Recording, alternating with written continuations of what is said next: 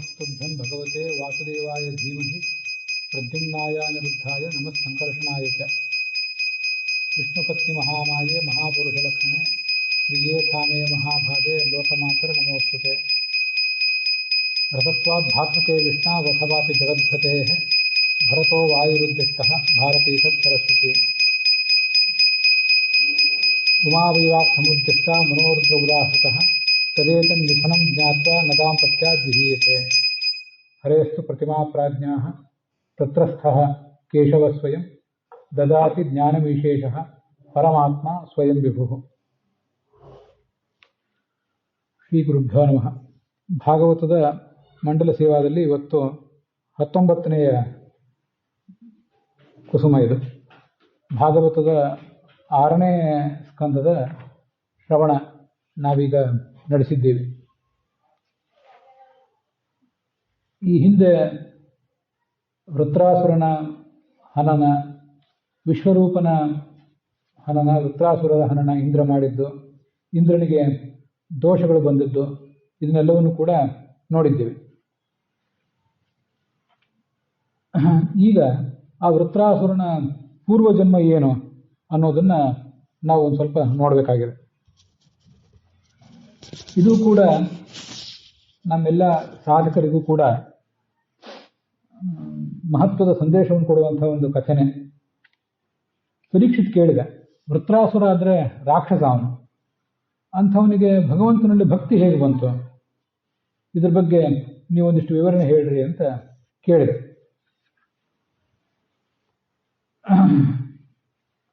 ಅದಕ್ಕೆ ಶುಕ ಹೇಳಿದರು, ಒಂದು ಕಥೆ ನಾನು ಇದನ್ನ ವೇದವ್ಯಾಸರ ಮೂಲಕ ಕೇಳಿದ್ದೇನೆ, ನಾರದರ ಮೂಲಕನೂ ಕೇಳಿದ್ದೇನೆ, ಇದನ್ನು ಕೇಳು ಅಂತ ಹೇಳಿದರು. ಶೂರಸೇನ ದೇಶ ಇದೆ, ಉತ್ತರ ಪ್ರದೇಶದ ಈ ಯಾದವರು ಇದ್ದಂಥ ಒಂದು ಪ್ರದೇಶ. ಅಲ್ಲಿ ಚಿತ್ರಕೇತು ಅಂತ ಒಬ್ಬ ರಾಜ ಇದ್ದ. ಅವನಿಗೆ ಬೇಕಾದ್ದೆಲ್ಲವೂ ಇತ್ತು, ಆದರೆ ಒಬ್ಬ ಹೆಂಡತಿಯೂ ಇರಲಿಲ್ಲ. ಕೋಟಿ ಸಂಖ್ಯೆಯಲ್ಲಿ ರಾಣಿಯರಿದ್ದರು, ಆದರೆ ಒಬ್ಬ ಮಗನೂ ಇರಲಿಲ್ಲ. ಈ ಸಂದರ್ಭದಲ್ಲಿ ಒಮ್ಮೆ ಅಂಗಿರಸ್ ಮುನಿ ಅವನ ಅರಮನೆಗೆ ಬಂದರು. ಇವನು ಅವರಿಗೆ ಅತಿಥಿ ಸತ್ಕಾರ ಮಾಡಿದ. ಅತಿಥಿ ಸತ್ಕಾರ ಮಾಡಿ ಅವ್ರನ್ನ ಕೂಡಿಸಿದ. ನೀನು ನಿನ್ನ ಸಾಮ್ರಾಜ್ಯವನ್ನ ರಾಜನೀತಿಗೆ ತಕ್ಕಂತೆ ಆಳ್ತಾ ಇದ್ದೀಯೋ ಹೇಗೆ ಅಂತೆಲ್ಲ ಕೇಳಿದರು. ಆಗ ಚಿತ್ರಕೇತು ಹೇಳಿದ, ಉಳಿದಿದ್ದೆಲ್ಲ ಚೆನ್ನಾಗೇ ಇದೆ, ಆದರೆ ಮನಸ್ಸಿನಲ್ಲಿ ಒಂದು ನೋವಿದೆ. ತಾವು ತ್ರಿಕಾಲ ಜ್ಞಾನಿಗಳು, ತಮಗದು ಗೊತ್ತಾಗದೆ ಇನ್ನೇನಿದೆ. ಬೇಕಾದಷ್ಟು ಸಾಮ್ರಾಜ್ಯ ವೈಭವ ಎಲ್ಲ ನನ್ನ ಹತ್ರ ಇದ್ರೂ ಸಂತಾನ ಒಂದಿಲ್ಲ. ಆದ್ದರಿಂದ ಸಂತಾನ ಇಲ್ಲ ಅನ್ನೋ ಕಾರಣದಿಂದ ನಾನು ಸಂಕಟ ಪಡ್ತಿದ್ದೇನೆ ಅಂತಂದಾಗ ಅವರೊಂದು ಯಜ್ಞ ಮಾಡಿಸಿದರು. ತ್ವಷ್ಟ ಅಂತ ದೇವತೆ, ಅವನನ್ನು ಉದ್ದೇಶಿಸಿ ಯಜ್ಞ ಮಾಡಿಸಿದರು. ರಾಜನ ಹಿರಿಯ ಹೆಂಡತಿ ಕೃತದ್ಯುತಿ ಅಂತ, ಅವಳಿಗೆ ಆ ಯಜ್ಞದ ಶೇಷ ಆಹುತಿಯನ್ನು ಹಾಕಿರ್ತಾರಲ್ಲ, ಆಹುತಿಯ ಒಂದು ಪಾತ್ರೆಯಲ್ಲಿ ಆಹುತಿ ಮಾಡಿರ್ತಾರೆ, ಬೇಯಿಸಿರ್ತಾರೆ. ಅದನ್ನೆಲ್ಲ ಕೆಲವು ಭಾಗವನ್ನು ಯಜ್ಞಕ್ಕೆ ಹಾಕಿರ್ತಾರೆ, ಉಳಿದದ್ದನ್ನು ರಾಣಿಗೆ ಕೊಟ್ಟರು. ಇದರಿಂದ ಒಬ್ಬ ಮಗ ಜನಿಸ್ತಾನೆ. ಆ ಮಗ ಹುಟ್ಟಿದ ಅಂತ ಸಂತೋಷನೂ ಆಗ್ತದೆ, ದುಃಖನೂ ಆಗ್ತದೆ ಅಂತ ಮೊದಲೇ ಅವನ ಭವಿಷ್ಯ ಹೇಳಿ ಹೊರಟೋದು. ಸರಿ, ಆ ಕೃತಜ್ಞತಿಗೆ ಮಗ ಹುಟ್ಟಿದ. ಅದರಂತೆ ಮಗು ಬೆಳೀತು. ಅದಕ್ಕೆ ಜಾತಕರ್ಮ ಮಾಡಿಸಿದ, ಎಲ್ಲ ಕರ್ಮಗಳಿಗೂ ಆಯಿತು. ಮುಂದೆ ಆ ಮಗುವಿನಲ್ಲಿ ಅವನಿಗೆ ಮೋಹ ಹೆಚ್ಚಿತು. ಸಹಜವೇ, ಬಹಳ ದಿವಸದ ಕಾಲ ಹುಟ್ಟಿದ ಮಗು, ಇವನಿಗೆ ಮೋಹ ಹೆಚ್ಚಿತು. ಆದರೆ ಆ ರಾಣಿಯರ ಸ್ಥಿತಿ ಬೇರೆ ಇತ್ತು. ಈ ರಾಜನಿಗೂ ಅವನ ಹಿರಿಯ ಹೆಂಡತಿಗೂ ಮೋಹ, ಪ್ರೀತಿ, ಸಂತೋಷ ಎಲ್ಲ ಇತ್ತು. ಉಳಿದ ಸವತಿಯರಿದ್ರಲ್ಲ, ಅವ್ರಿಗೆ ನಾವು ಮಕ್ಕಳಾಗಲಿಲ್ಲವಲ್ಲ ಅಂತ ಚಿಂತೆ ಶುರುವಾಯಿತು. ಈ ಮಗುವನ್ನೇ ಮುದ್ದು ಮಾಡ್ತಿದ್ದ ರಾಜ ಯಾವತ್ತು. ಆ ಮಗುವಿನ ತಾಯಿ, ಹಿರಿಯ ಹೆಂಡತಿ, ಹಿರಿಯ ರಾಣಿ, ಅವ್ರ ಬಗ್ಗೆ ಅವನ ಗಮನ. ಉಳಿದ ಪತ್ನಿಯರ ಬಗ್ಗೆ ಗಮನ ಇಲ್ಲದಂತಾಯಿತು. ಒಂದು, ತಮ್ಮ ಮಕ್ಕಳಾಗಲಿಲ್ಲ ಅಂತ, ಇನ್ನೊಂದು ರಾಜನ ಪ್ರೀತಿಗೆ ತಾವು ವಂಚಿತರಾದವು ಅಂತ ಮತ್ತೊಂದು ಸಂಕಟ ಆಯ್ತು ಅವರಿಗೆ. ಅವರು ತಮಗೆ ಧಿಕ್ಕಾರ ಹಾಕ್ಕೊಂಡ್ರು. ಮಕ್ಕಳಿಲ್ಲದ ಹೆಂಡತಿಗೆ, ಮಕ್ಕಳಿಲ್ಲದ ಹೆಂಗಸಿಗೆ ಧಿಕ್ಕಾರ ಇರಲಿ, ಈ ಕಡೆ ಗಂಡನ ಗೌರವವೂ ಪ್ರೀತಿಯೂ ಇರೋದಿಲ್ಲ. ಉಳಿದವರು ಅವ್ರನ್ನ ದಾಸಿಯರಂತೆ ಕಾಣ್ತಾರೆ. ಅವಳಿಗಿಂತ ದಾಸಿಯೇ ಮೇಲು, ಒಬ್ಳು ಆಳೇ ಮೇಲು, ನಾವೇನು ಮಾಡ್ಬೇಕೀಗ ಅಂತ ಅವರು ಆಲೋಚನೆ ಮಾಡಲಿಕ್ಕೆ ತೊಡಗಿದ್ರು. ಮೊದಲು ಸಂಕಟ ಇತ್ತು, ಅದು ಕೊನೆಗೆ ದ್ವೇಷವಾಗಿ ಪರಿಣಮಿಸಿತು. ಒಂದು ದಿವಸ ಮಗುವಿಗೆ ವಿಷ ಹಾಕಿಬಿಟ್ರು. ಆ ಹಿರಿಯ ರಾಣಿಗೆ ಅದು ಗಮನಕ್ಕೆ ಬರಲಿಲ್ಲ. ಮಗು ಮಲಗಿದ್ದು ಹೇಳಲೇ ಇಲ್ಲ. ಆಗ ಎಷ್ಟೊತ್ತಾದರೂ ಮಗು ಹೇಳದೇ ಇರೋದನ್ನು ನೋಡಿ ಕೊನೆಗೆ ರಾಣಿ ಆಳನ್ನು ಕರೆದು ದಾದಿಯನ್ನು, ಮಗುವನ್ನು ನೋಡ್ಕೊಂಡು ಬಾ, ಯಾಕೆ ಇನ್ನೂ ಎದ್ದಿಲ್ಲ ಅಂತ. ಅದು ನೋಡ್ತಾಳೆ, ಮಗು ನಿಶ್ಚೇಷ್ಟ ಆಗಿಬಿಟ್ಟಿದೆ, ಕಣ್ಣು ಮೇಲೆ ಹೋಗಿಬಿಟ್ಟಿದೆ. ಆ ದಾಸಿ ಸಂಕಟಪಟ್ಲು. ರಾಣಿಯು ನೆಲ ಮೇಲೆ ಬಿದ್ದು ಬುಡ ಕಡಿದ ಬಾಳೆ ಅಂತೆ. ಆಗ ರಾಜನು ಅಲ್ಲಿಗೆ ಬಂದ. ಈ ಕಡೆ ಉಳಿದ ರಾಣಿಯರು ಅವರು ಅಳಬೇಕಲ್ಲ, ಅವರು ಅಳದೆ ಹೋದರೆ ಅವ್ರ ಮೇಲೆ ಸಂಶಯ ಬರ್ತದೆ. ಅದಕ್ಕಾಗಿ ಅವರು ಅಳ್ಳಿಕ್ಕೆ ತೊಡಗಿದರು. ರಾಜನಿಗೆ ಕಣ್ಣು ಕತ್ತಲು ಬರುವಂತಾಯಿತು, ದಿಕ್ಕೆ ತೋಚದಂತಾಯಿತು, ಗಂಟಲು ಕಟ್ಟಿತು. ಮಂತ್ರಿಗಳು, ಪ್ರಜೆಗಳು ಅವರೂ ದುಃಖ ಪಡ್ತಿದ್ರು. ಏನು ಹೇಳಿದ್ದವಳು?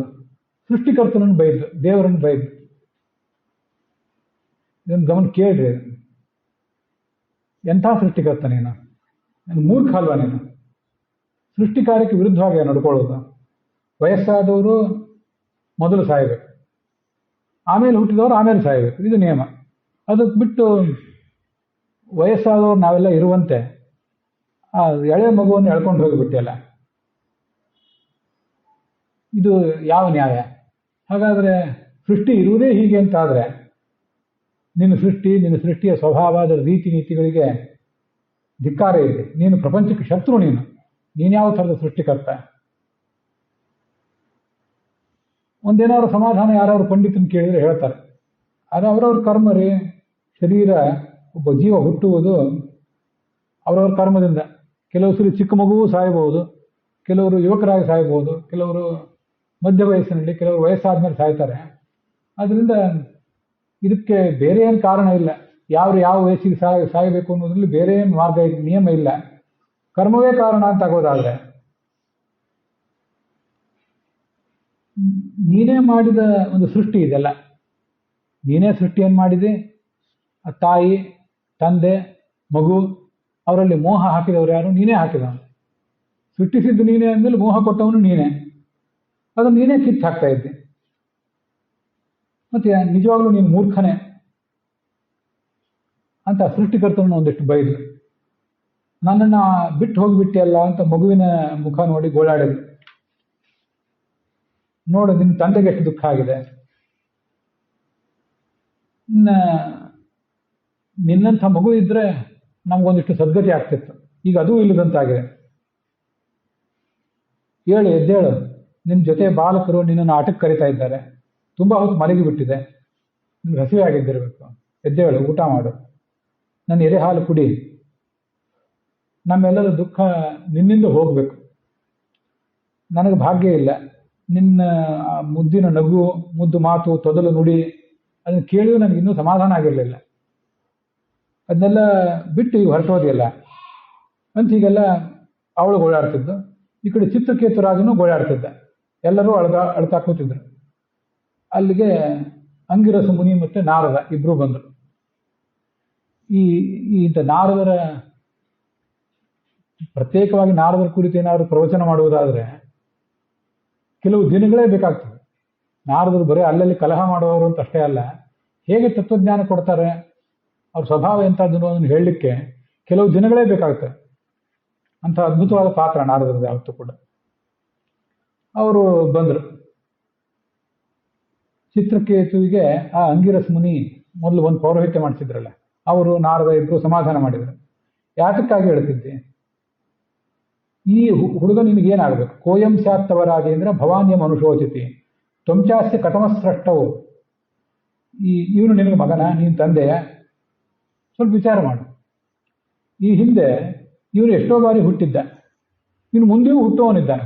ಇವನಿಗೆ ಮೊದಲನೇ ಹುಟ್ಟೇನಲ್ಲ. ನೀನು ಇವನಿಗೆ ತಂದೆ ಅಂದರೆ ಎಷ್ಟನೇ ತಂದೆ? ಸ್ವಲ್ಪ ಇದನ್ನು ವಿಚಾರ ಮಾಡು. ಒಂದು ಸಮುದ್ರ ತೀರದಲ್ಲಿ ಮನುಷ್ಯ ನಿಂತ್ಕೊಂಡು ನೋಡಬೇಕು. ಇದನ್ನು ಹಿಂದೆ ಅನೇಕ ಸರಿ ಹೇಳಿದ್ದೆ ನಾನು. ನಮ್ಮ ಮನೆಯಲ್ಲಿ ನಮ್ಮ ಇದೇ ಕಾಂಕ್ರೀಟಿನ ಕಾಡಿನಲ್ಲಿ ನಾವು ಕೂತ್ಕೊಂಡು ತತ್ವಜ್ಞಾನ ಪಡ್ಕೊಳ್ಳೋದು ಅಷ್ಟರಲ್ಲೇ ಇದೆ. ಒಂದ್ಸರಿ ನದಿ ತೀರಕ್ಕೆ ಹೋಗಬೇಕು, ಸಮುದ್ರ ತೀರಕ್ಕೆ ಹೋಗಬೇಕು. ಅಲ್ಲಿ ಈ ಮರಳು, ಸಮುದ್ರ ತೀರದಲ್ಲಿ ಮರಳು ಇರ್ತದೆ, ನದಿ ತೀರದಲ್ಲೂ ಇರ್ತದೆ, ಸಮುದ್ರ ತೀರದಲ್ಲಿ ಹೆಚ್ಚಿರ್ತದೆ. ಆ ಮರಳಿನ ಕಣ ಆ ತೀರಕ್ಕೆ ಬಂದು ಸೇರ್ಕೋತಾ ಇರ್ತದೆ. ಅದೆಲ್ಲಿರ್ತದೆ? ಒಳಗಿರ್ತದೆ, ನೀರಿನೊಳಗಿರ್ತದೆ. ಆ ನೀರಿನ ಅಲೆಗಳಿಂದ ದೊಡ್ಡ ದೊಡ್ಡ ಬಂಡೆಕಲ್ಲು ಇತ್ಯಾದಿಗಳಿಗೆ ಸಂಘರ್ಷ ಆಗಿ ಆಗಿ ಆ ಮರಳಿನ ಕಣಗಳು ಸೇರ್ತಾ ಇರ್ತವೆ. ಮತ್ತೆ ಕೆಲವು ಬಾರಿ ಆ ಮರಳು ಮತ್ತೆ ಮರಳಿ ಸಮುದ್ರಕ್ಕೆ ಹೋಗಿಬಿಡ್ತದೆ. ಮತ್ತೊಂದು ಅಲೆ ಬಂದರೆ ಇನ್ನೊಂದಿಷ್ಟು ಮರಳು ಬಂದು ಬೀಳ್ತದೆ, ಇದ್ದದ್ದು ಹೋಗ್ತದೆ, ಮತ್ತೊಂದಿಷ್ಟು ಬಂದು ಬೀಳ್ತದೆ. ಹಾಗೆ ಜೀವಿಗಳು ಪರಸ್ಪರ ಒಂದನ್ನೊಂದು ಸೇರ್ತವೆ, ಹೋಗ್ತವೆ. ಮಹಾಭಾರತದಲ್ಲಿ ಒಂದು ಮಾತಿದೆ, ಯಥಾ ಕಾಷ್ಠಂಚ ಕಾಷ್ಠಂಚ ಸಮೇಯಾತಾಂ ಪರಸ್ಪರಂ. ಇದನ್ನೆಲ್ಲ ಮನೆಯಲ್ಲಿ ಕೂತು ನೋಡ್ಲಿಕ್ಕೆ ಆಗೋದಿಲ್ಲ. ದೊಡ್ಡ ಪ್ರವಾಹ ಬಂದಲ್ಲಿ ಸರಿ ಹೋಗಿ ನಿಂತ್ಕೊಂಡು ನೋಡ್ರಿ, ದೊಡ್ಡ ದೊಡ್ಡ ಮರದ ಕೊರಡು ತೇಲಿ ಬರ್ತಿರ್ತವೆ. ಅವು ಯಾವುದೋ ಕಾಡು ಮತ್ತಾವುದೋ ಜಮೀನು ಅಂತಲ್ಲೆಲ್ಲ ನದಿ ಹರಿದು ಬಂದಿರ್ತವೆ. ದೊಡ್ಡ ದೊಡ್ಡ ಮರದ ಕೊರಡುಗಳು ಒಂದಕ್ಕೊಂದು ಸೇರ್ಕೋತವೆ, ಆ ನೀರು ಅಂತಂದು ಹಾಕ್ತದೆ. ಇನ್ನೊಂದು ಕಡೆ ಮತ್ತೊಂದು ನೀರಿನ ಅಲೆ ಬರ್ತದೆ, ಸುಳಿ ಬರ್ತದೆ, ಅವೆರಡು ಬೇರೆ ಬೇರೆ ಆಗಿಬಿಡ್ತವೆ. ವಸ್ತುತಃ ಆ ಮರಳಿನ ಕೊರಡಿಗೂ ನಮ್ಮ ಈ ದೇಹಕ್ಕೂ ಏನು ವ್ಯತ್ಯಾಸ ಇದೆ? ಮರಳಿನ ಕಣಗಳಿಗೂ ಮರದ ಕೊರಡಿಗೂ ನಮ್ಮ ಈ ದೇಹಕ್ಕೂ ಏನು ವ್ಯತ್ಯಾಸ ಇದೆ? ನಮ್ಮ ಈ ದೇಹ ಬದುಕಿರೋದೊಂದು 60-70 ವರ್ಷ, 70-80 ವರ್ಷ, 100 ವರ್ಷ ಬದುಕಿದ್ದ ದೇಹಗಳು ಇವೆ ಅಲ್ಲಲ್ಲಿ. ಮರಗಳು ಅಷ್ಟೇ, ಎಷ್ಟೋ ಕಾಲ ಬದುಕಿರ್ತವೆ, ಭೂಮಿ ಮೇಲೆ ಬದುಕಿರ್ತವೆ. ಮತ್ತೆ ದೀರ್ಘವಾಗಿ ಮಳೆ ಆದರೆ ಬುಡ ಸಮೇತ ಉರುಳಿ ಬೀಳ್ತವೆ, ಪ್ರವಾಹದ ಕೊಚ್ಕೊಂಡು ಮತ್ತೆಲ್ಲೋ ಹೋಗ್ತವೆ. ಎಷ್ಟು ಹೊತ್ತಿರ್ತವೆ? ಒಟ್ಟಿಗೆ ಇರುವುದಂದ್ರೆ ಎಷ್ಟು ಹೊತ್ತಿರ್ತವೆ? 2 ಮರದ ಕೊರಡುಗಳು ಒಟ್ಟಿಗೆ ಇರುವುದು ಎಷ್ಟು ಹೊತ್ತು? ಸ್ವಲ್ಪ ಇದನ್ನು ವಿಚಾರ ಮಾಡ್ರಿ. ನಮ್ಮ ಕೈಯಲ್ಲಿ ಇದೆ ಪ್ರವಾಹ. ಪ್ರವಾಹ ಅಂತ ಯಾಕೆ ಹೇಳ್ತಾರೆ ಅಂದರೆ, ಪ್ರವಾಹ ಅಂದರೆ ಒಂದು ಸಮನೆ ಮುಂದುವರಿಯುವಿಕೆ ಅಂತ ಅರ್ಥ. ಕಾಲದ ಪ್ರವಾಹನೂ ನದಿ ಪ್ರವಾಹನೂ ಎಲ್ಲ ಒಂದೇ, ಬರ್ತಾನೆ ಇರ್ತದೆ. ನಿಂತು ನೋಡ್ತಾನೆ ಇದ್ರೆ ಆ ನದಿಗೆ ನಿಲುಗಡೆನೇ ಇಲ್ಲ. ನಮ್ಗೆ ಈ ನದಿಗಾದ್ರೆ, ನಾವು ನೋಡುವ ನದಿಗಳಿಗಾದ್ರೆ ಮಳೆ ಹೆಚ್ಚಾದರೆ ಪ್ರವಾಹ ಹೆಚ್ಚುತ್ತದೆ, ಮಳೆ ಕಡಿಮೆ ಆದರೆ ಪ್ರವಾಹ ಕಡಿಮೆ ಆಗ್ತದೆ. ಚಳಿಗಾಲದಲ್ಲಿ ಒಂಥರ, ಬೇಸಿಗೆಯಲ್ಲಿ ಒಂಥರ, ಮಳೆಗಾಲದಲ್ಲಿ ಒಂಥರ ಇರ್ತದೆ. ಆದರೆ ಕಾಲ ಪ್ರವಾಹ ಹಾಗಲ್ಲ. ನೀವು ಯಾವ ಮಳೆ ಬರಲಿ, ಯಾವ ಚಳಿಗಾಲ ಇರಲಿ, ಬೇಸಿಗೆ ಇರಲಿ, ಕಲಿಯುಗ ಇರಲಿ, ಕೃತಯುಗ ಇರಲಿ, ಕಾಲದ ಪ್ರವಾಹ ಅಂತ ಅನ್ನೋದು ನಮ್ಮ ಎದುರಿಗೆ ಹೋಗ್ತಾನೇ ಇದೆ. ಕ್ಷಣ, ಗಂಟೆಗಳು, ದಿನಗಳು ಹೋಗ್ತಾನೆ ಇವೆ. ಇದಕ್ಕೆ ಏನು ನಿಲುಗಡೆ ಅನ್ನೋದೇ ಇಲ್ಲ. ಎಷ್ಟು ಸೃಷ್ಟಿಗಳಾದವು, ಎಷ್ಟು ಲಯಗಳಾದವು ಇಲ್ಲಿವರೆಗೆ, ಎಷ್ಟು ಭೂಕಂಪ ಆದವು, ಎಷ್ಟು ಪ್ರವಾಹ ಆದವು, ಎಷ್ಟು ಬರಗಾಲ ಆದವು ಇಲ್ಲಿವರೆಗೆ, ಎಷ್ಟು ಜನ ಸತ್ತರು. ಒಂದ್ಸರಿ ನಾವೇ ನಮ್ಮ ಜೀವನವನ್ನೇ ಆಲೋಚನೆ ಮಾಡಿಕೊಂಡ್ರೆ, ನಮ್ಮ ಕುಟುಂಬದಲ್ಲಿ ಸತ್ತರು ಎಷ್ಟು ಜನ ಇಲ್ಲಿವರೆಗೆ, ನಮ್ಮ ಸುತ್ತಮುತ್ತಲಿನವರು ಸತ್ತರು ಎಷ್ಟು ಜನ? ಸ್ವಲ್ಪ ಇದನ್ನು ಆಲೋಚನೆ ಮಾಡ್ತಿದ್ರೆ ಇವರೆಲ್ಲ ಒಟ್ಟಿಗೆ ಇರುವುದು ಎಷ್ಟು ಸಹಜ. ಒಟ್ಟಿಗೆ ಇರ್ಲಿಕ್ಕಾಗಿ ಬಂದವರಲ್ಲ ಇವರು ಪರಸ್ಪರ ಬೇರ್ಪಡ್ಲಿಕ್ಕಾಗೇ ಬಂದವರು. ಇದ್ರು ಕೆಲವು ದಿವಸ ಅಷ್ಟೇ, ಇದ್ದಷ್ಟು ದಿವಸ ಇದ್ರು, ಮುಂದೆ ಹೋಗೋವರೇ ಅವರೆಲ್ಲ. ನಮಗೆಲ್ಲ ಕೃಷಿಕರಾದವರಿಗೆ ಇದು ಗೊತ್ತಿದೆ.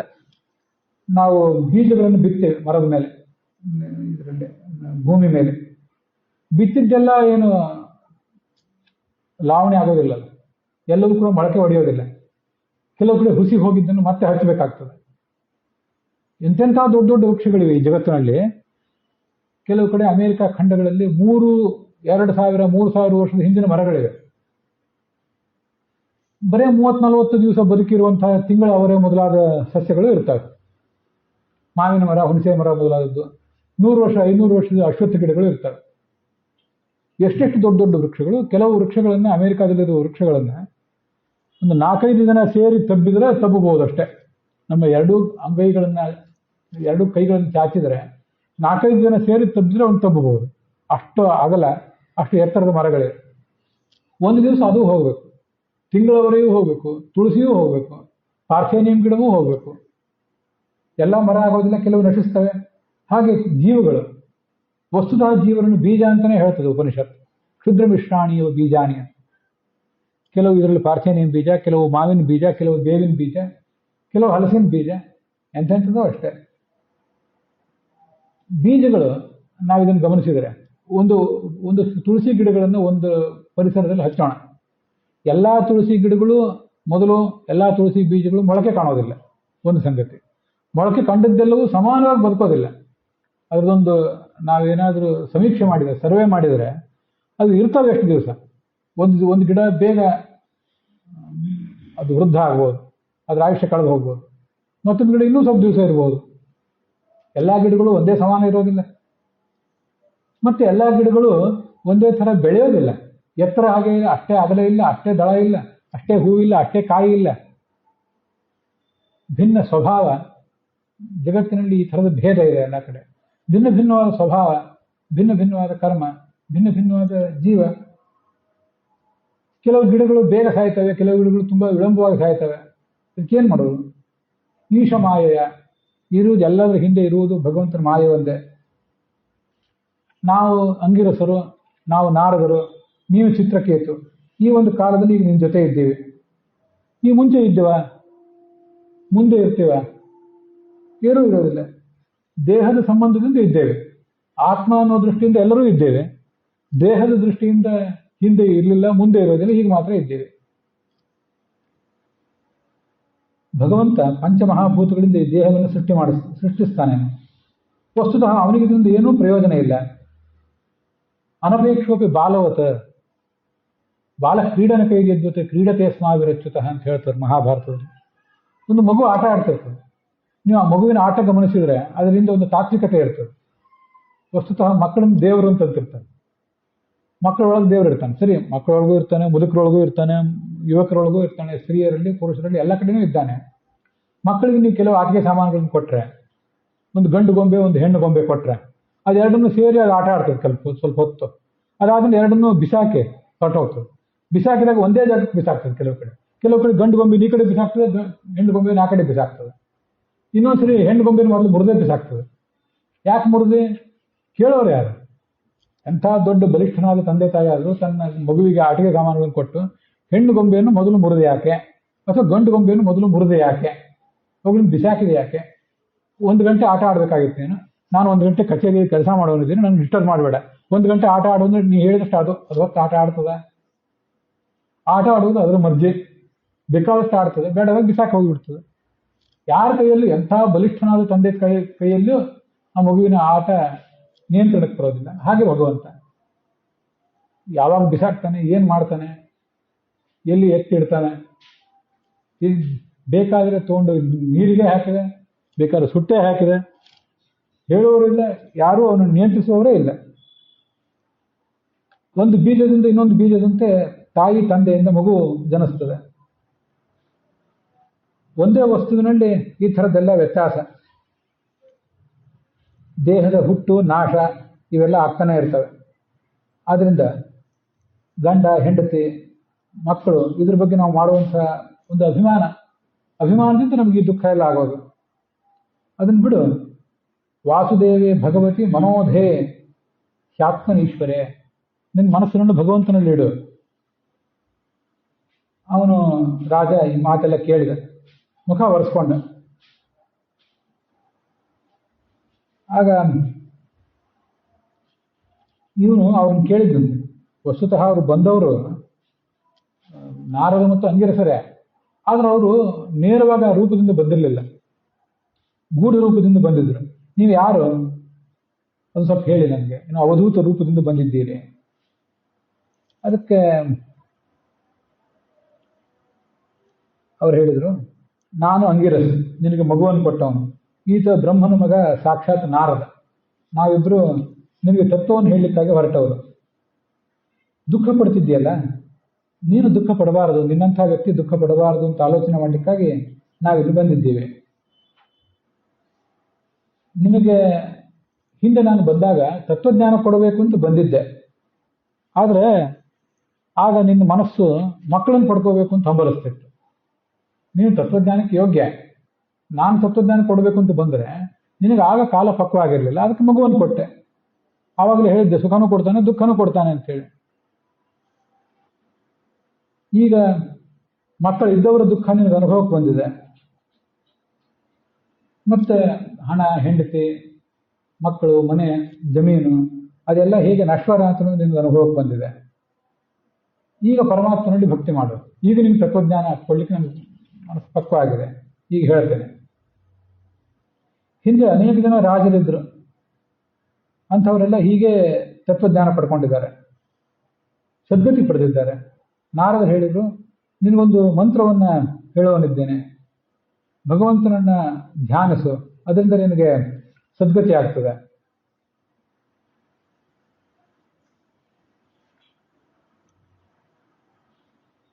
ಮುಂದಿನ ಅಧ್ಯಾಯದಲ್ಲಿ ಆ ನಾರದರು ಮುಂದೇನ್ ಮಾಡಿದ್ರಂತೆ, ಒಂದು